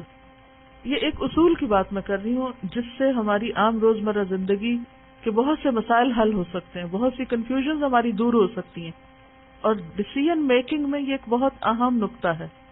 بہت سے لوگ ڈیسیژن نہیں لے پاتے کسی چیز کا، ہر وقت خلل میں رہتے ہیں، خلش میں رہتے ہیں، اچھا یہ کریں یا نہ کریں، یہ کریں یا وہ کریں، کیا کریں اور کیا نہ کریں۔ تو ڈیسیژن میکنگ جو ہے وہ بہت اہم چیز ہے، انسان کو بہت بہتر کام کرنے میں تیزی سے مددگار ہوتی۔ بہتر، یہ افیکٹو ڈیسیژن میکنگ میں ایک اہم ترین گر ہے یہ کہ آغاز قریب ترین سے کرو۔ یہ کہہ رہی ہے کہ اگر کسی کو رائٹ دینی ہے اور اگر اپنے ایریا کے لوگوں کو چھوڑ کے دور کسی کو جا کے رائٹ دے رہے ہیں تو اس سے کیا ہوگا؟ قریب والے کے دل میں کیا بات آئے گی؟ اس کو میرا احساس نہیں اور مجھ پر وہ اس کو پریفر کر رہا ہے جو دور ہے۔ اب کیا ہوگا؟ جب یہ ضرورت مند ہوگا تو یہ قریب والا ادھر منہ موڑ جائے گا، وہ کہے گا اس نے مجھے نہیں پوچھا تھا لہٰذا آج میں بھی اس کو نہیں پوچھتا۔ جو چیز جتنی قریب ہوتی ہے اس کو اپروچ کرنا بھی آسان ہوتا ہے، اور ہمیں عام کاموں میں آسان سے مشکل کی طرف جانے کے لیے کہا گیا ہے۔ ایک دم کسی بھی مشکل کام کو نہیں شروع کرنا چاہیے، کسی بھی بہت بڑی چیز میں ہاتھ نہیں ڈال دینا چاہیے، اس کے لیے چھوٹے سے آغاز کرنا چاہیے، اسٹیپ بائی اسٹیپ آگے بڑھنا چاہیے۔ بعض اوقات کوئی اہم خبر ہوتی ہے تو ہمارے آس پاس کے لوگوں کو خبر نہیں ہوتی، ہم فون کر کے تو وہ ہزاروں میل دور کہیں اور بتا رہے ہوتے ہیں۔ اب وہ پاس والے فیل کرتے ہیں کہ ہمیں پتہ ہی نہیں ہے اور ساری دنیا کو خبر پہنچی ہوئی ہے، تو اس سے کیا ہوتا ہے؟ دل ٹوٹتے ہیں، تعلقات خراب ہوتے ہیں۔ یہ کہتے ہیں کہ ان کو والنٹیئر کام کی آفر ہوتی تو انہوں نے ایک اصول بنایا کہ مجھے مسیساگا میں ہی اپنے آپ کو ریسٹرکٹ کرنا ہے، کیونکہ اگر اپنے علاقے کو بھول کے تو وہ دور پہنچنا شروع کر دیں تو نقصان کیا ہوگا؟ آپ کو قریب ترین لوگوں سے سپورٹ نہیں ملے گی جب آپ کو ضرورت ہوگی۔ بعض اوقات انسان دور کا کام یا بڑا کوئی کام ایسا شروع کر لیتا ہے شوق میں یا جوش جذبے میں کہ وہ بھی کر نہیں پاتا اور جو قریب کا ہوتا ہے وہ بھی رہ جاتا ہے، نہ ادھر کے رہے نہ ادھر کے رہے، نہ وہ کر پائے نہ وہ کر پائے. ڈیسیژن میکنگ سے مراد میری یہ نہیں کہ کوئی بہت بڑے بڑے ڈیسیژن ہیں، ہر وقت انسان کسی ایک ڈیسیژن میں ہوتا ہے نا. مثلاً آپ گھر میں ہی چل رہے ہیں نا، تو اب جاتے ہوئے راستے میں ایک چیز گری پڑی ہے، آپ اس کو چھوڑ کے تو ایک اور اوپر کوئی دور چیز ہے اس کو اٹھانے پڑتے ہیں. اب کیا ہوتا ہے، وہ جو راستے میں تھی وہ آپ بھول گئے اٹھانا، آپ نے اٹھائی نہیں، اب کیا ہوا، وہ اٹھا کے جب پلٹے تو وہ آپ کو جا لگی. تو ہونا کیا چاہیے تھا کہ پہلے آپ اس سے شروع کرتے. مثلاً آپ ٹیبل کلیئر کرنے لگتے ہیں، کیا کرتے ہیں، کون سے برتن پہلے اٹھاتے ہیں؟ جو قریب ہوتے ہیں. کیوں؟ کیونکہ وہ کرتے جائیں گے، جگہ خالی ہوتی جائے گی، پھر دور دور بھی ہاتھ چلے جائیں گے. اور اگر آپ قریب چھوڑ کے وہاں ہاتھ ماریں گے تو اسی طرح جیسے کوئی مسئلہ ہے تو سب سے پہلے قریب ترین لوگوں سے مشورہ کرنا چاہیے. مثلاً شوہر سے کریں، بچوں سے کریں، بہن بھائیوں سے کریں، پھر آگے بڑھتے جائیں. پھر اس سے کیا ہوگا کہ قریب والوں کا تعاون آپ کو ملے گا، وہ آپ کے سپورٹو ہو جائیں گے. اور اگر آپ ان کو چھوڑ کر کراس کر کے آگے چلے جائیں گے تو کیا ہوگا، وہاں سے آپ کو وہ تعاون نہیں ملے گا جو یہاں سے مل سکتا تھا. اب وہ ایک بیچ میں گیپ آ جائے گا، اس سے پھر مشکل ہو جاتی ہے. اب دیکھیے کہ دنیا میں بے شمار مسائل ہیں، ہر جگہ مسئلے ہوتے ہیں، گھر میں بھی ہوتے ہیں، باہر بھی، ملک میں بھی، انٹرنیشنل لیول پر کتنے مسائل ہیں. اب آپ ہیں تو ایک جان ہے، محدود سی زندگی ہے، دن کے چند گھنٹے ہیں، کیا کریں اور کیا نہ کریں، کتنا کر سکتے ہیں ایک زندگی میں؟ سب کچھ اکٹھے تو نہیں کر سکتے. چھوٹے سے شروع کریں، تھوڑے سے شروع کریں، آپ کا بھی اسٹیمنا بڑھتا جائے گا، سمجھ بھی زیادہ ہوتی جائے گی، طریقے بھی زیادہ ہوں گے، تعاون کرنے والے بھی زیادہ ملیں گے، اور پھر آہستہ آہستہ گرو کرتے کرتے کرتے آپ پورے گلوب پہ چلے جائیں، سب کے مسئلے حل کر دیں جا کے. لیکن شروع قریب ترین سے کریں. یعنی جو قریب چیز ہے، جو ہماری ریچ میں ہے، جو پاسبل ہے، وہ ہمارے فرائض میں داخل ہو جاتا ہے. اس کو آپ ایک اور مثال سے بھی سمجھیں. مثلاً آپ کا اپنا بچہ بیمار اور آپ اس کو چھوڑ کر ہسپتال میں والنٹیئر کرنے چلے جائیں. ایک شخص کی بیوی بیمار ہے، وہ اسے بیمار چھوڑ کر زمانے بھر کی خبر گیری کر رہا ہے. اس کے گھر میں کیسے انڈرسٹینڈنگ ہو سکتی، خوشی کیسے ہو سکتی، اسے بیوی کی سپورٹ کہاں سے مل سکتی، بیوی کا تعاون کہاں سے ملے گا؟ آپ کے گھر میں جھاڑو نہیں، پھر آپ محلے میں جھاڑو دینا شروع کر دیں. گھر کی صفائی آپ نے کی نہیں، آپ جا کے کہیں اور کی شروع کر رہے ہیں. ترتیب بے حد ضروری. قریب سے شروع کرنا، ترتیب سے شروع کرنا ہے، اور دور سے کرنا بے ترتیب کرنا ہے. تو جب چیزیں بے ترتیب ہوتی ہیں تو پھر کیا ہوتا ہے، نہ وہ ہوتا ہے نہ وہ ہوتا ہے، اور سوائے فرسٹریشن کے کچھ حاصل نہیں ہوتا. تو یہ ایک بہت زبردست اصول ہے جو نبی صلی اللہ علیہ وسلم نے دیا. حالانکہ کیا ہے، کوئی چیز ہے جس کو آپ کو جی چاہے بھیج دیں. اگر آپ سے کوئی پوچھے اچھا میرے پاس کوئی چیز ہے میں کس کو دوں، تو آپ کیا کہیں گے؟ جس کو دل چاہے دے دو. یہ کہیں گے جس کو جی چاہتا دے دو.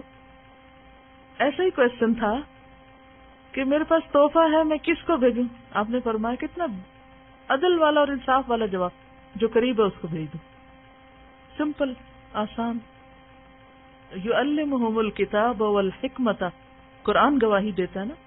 تو نبی صلی اللہ علیہ وسلم نے کتاب کے ساتھ ہمیں حکمت سکھائی ہے، اور یہ حکمت ہڈن ہے انہی الفاظ کے اندر. اگر یہ آرڈر فالو نہیں کریں تو بھی ایک دل میں گلٹ سا رہتا ہے کہ ہم کیا کر رہے ہیں، کہاں کھڑے ہیں. اب یہ تو سب باتیں تھی کہ جو ہمیں کہی گئی کہ ہمیں اچھے تعلقات کے لیے تحفہ بھیجنا ہے، اور معمولی چیز بھی ہو تو وہ بھی بھیجنا ہے، اور یہ تمام چیزیں. لیکن بعض اوقات کچھ پرابلمز بھی ہو جاتے ہیں ہمسایوں کے تعلقات میں. اس وقت کیا کریں جب اچھے ٹرمز نہ ہوں، جب مشکلات پیش آئیں، جب ہمسائے دکھ اور تکلیف دیں، تو کیا کریں؟ بعض اوقات ایسا بھی ہوتا ہے نا کہ سچویشن بہت خراب ہوتی ہے، آپ اپنی طرف سے کوشش کریں، دوسرا سمجھ ہی نہیں رہا، اور جو بھی لوگ ساتھ رہنے والے ہوتے ہیں ان کے ساتھ ایسا ہو جاتا ہے. اس کا بھی ہمیں حل بتایا گیا. پہلی بات تو یہ کہ ہمسائے کو تکلیف دینا دوزخ میں لے جانے والے کاموں میں سے ہے. نبی صلی اللہ علیہ وسلم کے سامنے 2 عورتوں کا ذکر کیا گیا اور ان کا حال پوچھا گیا، انجام پوچھا گیا. ایک کے بارے میں پوچھا گیا کہ ایک عورت ہے جو رات بھر نماز پڑھتی، دن کو روزہ رکھتی، صدقہ خیرات خوب کرتی، لیکن زبان سے پڑوسیوں کو تکلیف دیتی ہے. فرمایا اس میں کوئی خیر نہیں اور اس کے لیے آگ ہے، ساری عبادت ضائع. پھر پوچھا گیا ایک اور عورت ہے جو فرض ادا کرتی ہے، واجبی صدقہ خیرات کرتی نہیں، جو ہے معمولی وہی کرتی، لیکن کسی کو دکھ نہیں دیتی، اپنی زبان سے کسی کو تکلیف نہیں دیتی. فرمایا اس کے لیے جنت ہے. بعض اوقات ہم دوسروں کی خدمت بھی کر رہے ہوتے ہیں، سب کچھ کر رہے ہوتے ہیں، لیکن اس کے ساتھ ساتھ تانے بھی دے رہے ہوتے ہیں، تو اس سے کیا ہوتا ہے کہ یہ کرائے پہ پانی پھر جاتا ہے. تو اس چیز میں بہت احتیاط کی ضرورت ہے کہ ہم اپنے ہی اعمال کو ضائع نہ کر دیں. کس سے؟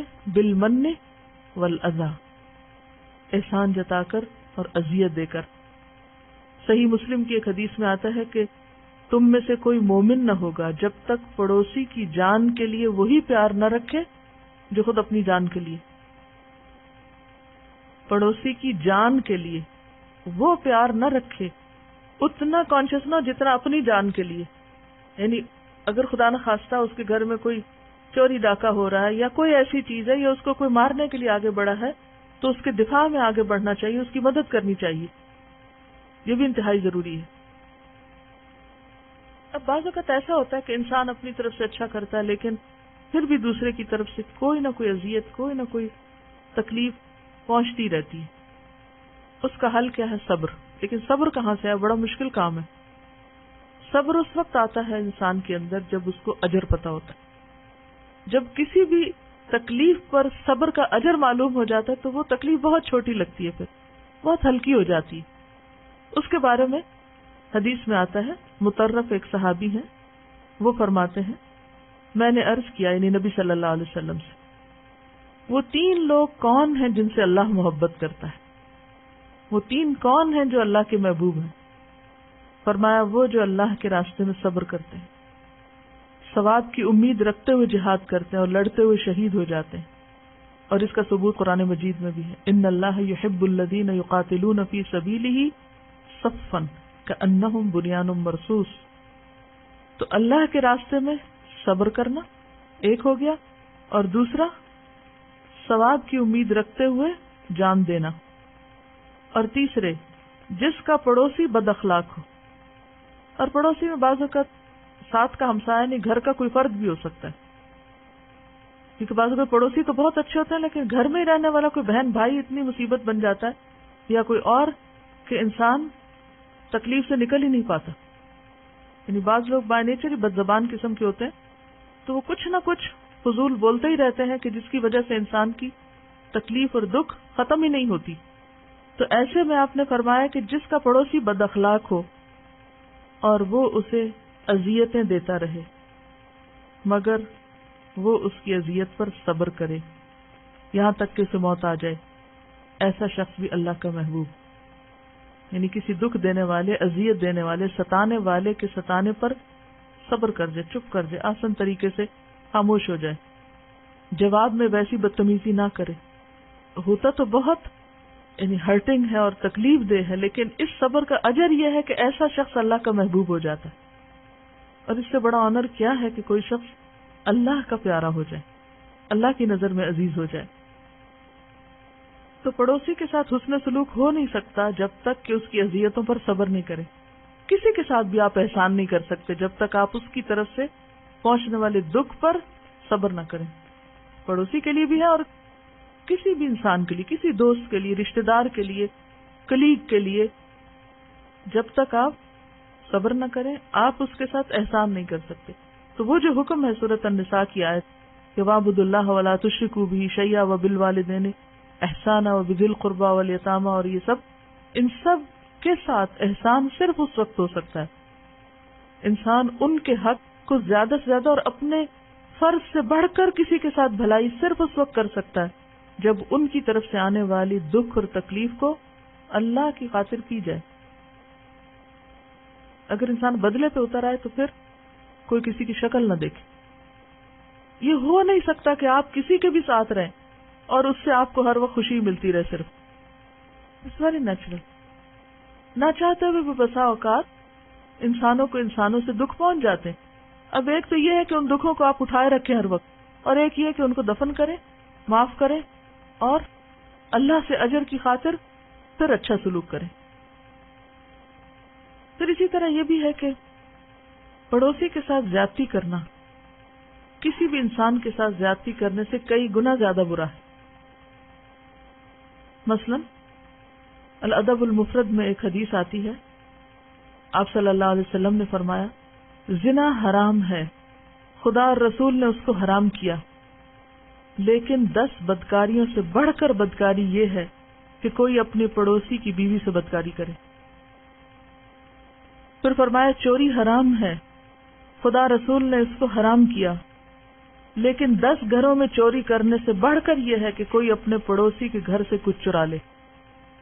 یعنی ایک شخص نے 10 گھروں میں ڈاکہ ڈالا، وہ اتنا بڑا مجرم نہیں جتنا وہ مجرم ہے جس نے اپنے پڑوسی کے گھر سے کوئی چیز چرائی. کیوں؟ کیونکہ پڑوسی کا پڑوسی پہ اعتماد ہوتا ہے نا، تو وہ اس کی چابیاں بھی اس کے پاس ہوتی ہیں اور وہ ہر چیز پر ٹرسٹ کرتا ہے کہ یہ بس ٹھیک ہے، کیونکہ اس پر اعتماد ہوتا ہے نا. تو پھر اگر وہاں سے اعتماد ٹوٹے تو وہ زیادہ تکلیف دہ ہوتا ہے، اس لیے وہ زیادہ بڑی برائی بن جاتی ہے. تورات میں بھی ایک حکم ملتا ہے خروج میں، تو اپنے پڑوسی پر جھوٹی گواہی مت دے، تو اپنے پڑوسی کے گھر کا لالچ مت کر. یعنی وہ صاحب کے گھر پسند ہے تو یہ کہ یہ کس وقت چھوڑے نکلے تو میں جلدی سے یہ گھر لے لوں. تو اپنے پڑوسی کے گھر کا لالچ مت کر، تو اپنے پڑوسی کی جورو یعنی بیوی، اس کے غلام اور لونڈی، بیل گدھے اور کسی چیز کا جو تیرے پڑوسی کی ہے لالچ نہ کر.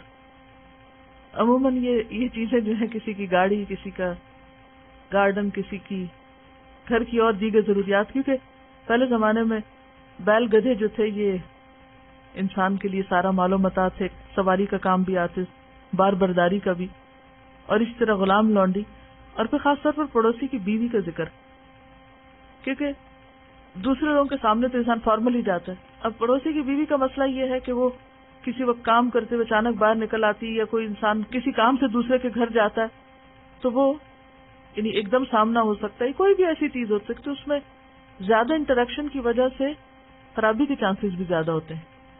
ایسی صورت میں اس میں خصوصی طور پر احتیاط برتنے کی ضرورت ہے، اور اس کے ساتھ کوئی زیادتی انسان کرے تو وہ 10 حرام کاریوں سے زیادہ بڑا گناہ قرار دیا گیا. تو بہرحال پڑوسی کی جان، مال اور دیگر حقوق کا خیال رکھنا، یہ تمام چیزیں حسن سلوک میں آتی ہیں، جن کی وصیت جبریل علیہ السلام نے نبی صلی اللہ علیہ وسلم کو کی اور پھر آپ نے امت کو کی.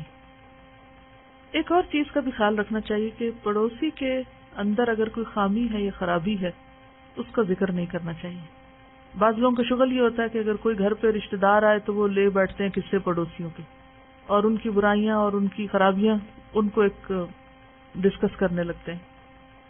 نبی صلی اللہ علیہ وسلم نے فرمایا 3 آدمیوں کے اعمال ضائع ہو جاتے ہیں، 3 آدمیوں کے عمل ضائع ہو جاتے ہیں، اور ان میں سے ایک وہ پڑوسی جو اپنے پڑوسی میں کوئی خیر دیکھے تو خاموش رہے اور برائی دیکھے تو چرچا کرے.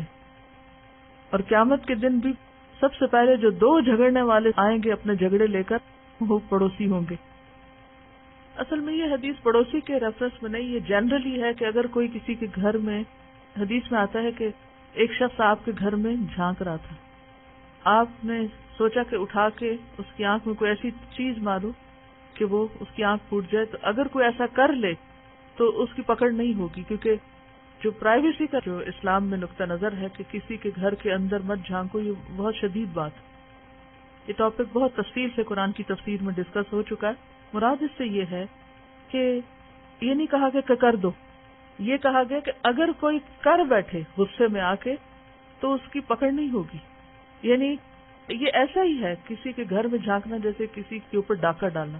یہ جو پرائیویسی انسان کی عزت ہے، سطر ہے، حیا ہے، انسان اپنے گھر میں جو اس کی آزادی ہے اس کو اسلام نے پروٹیکٹ کیا. اور یہاں بھی آپ دیکھیں نا کہ پرائیویسی کے جو رائٹس ہیں ہر ایک کے وہ کتنے زیادہ ہیں. سبحانک اللہم و بحمدک نشہد ان لا الہ الا انت نستغفرک و نتوب الیک. السلام علیکم و رحمۃ اللہ وبرکاتہ.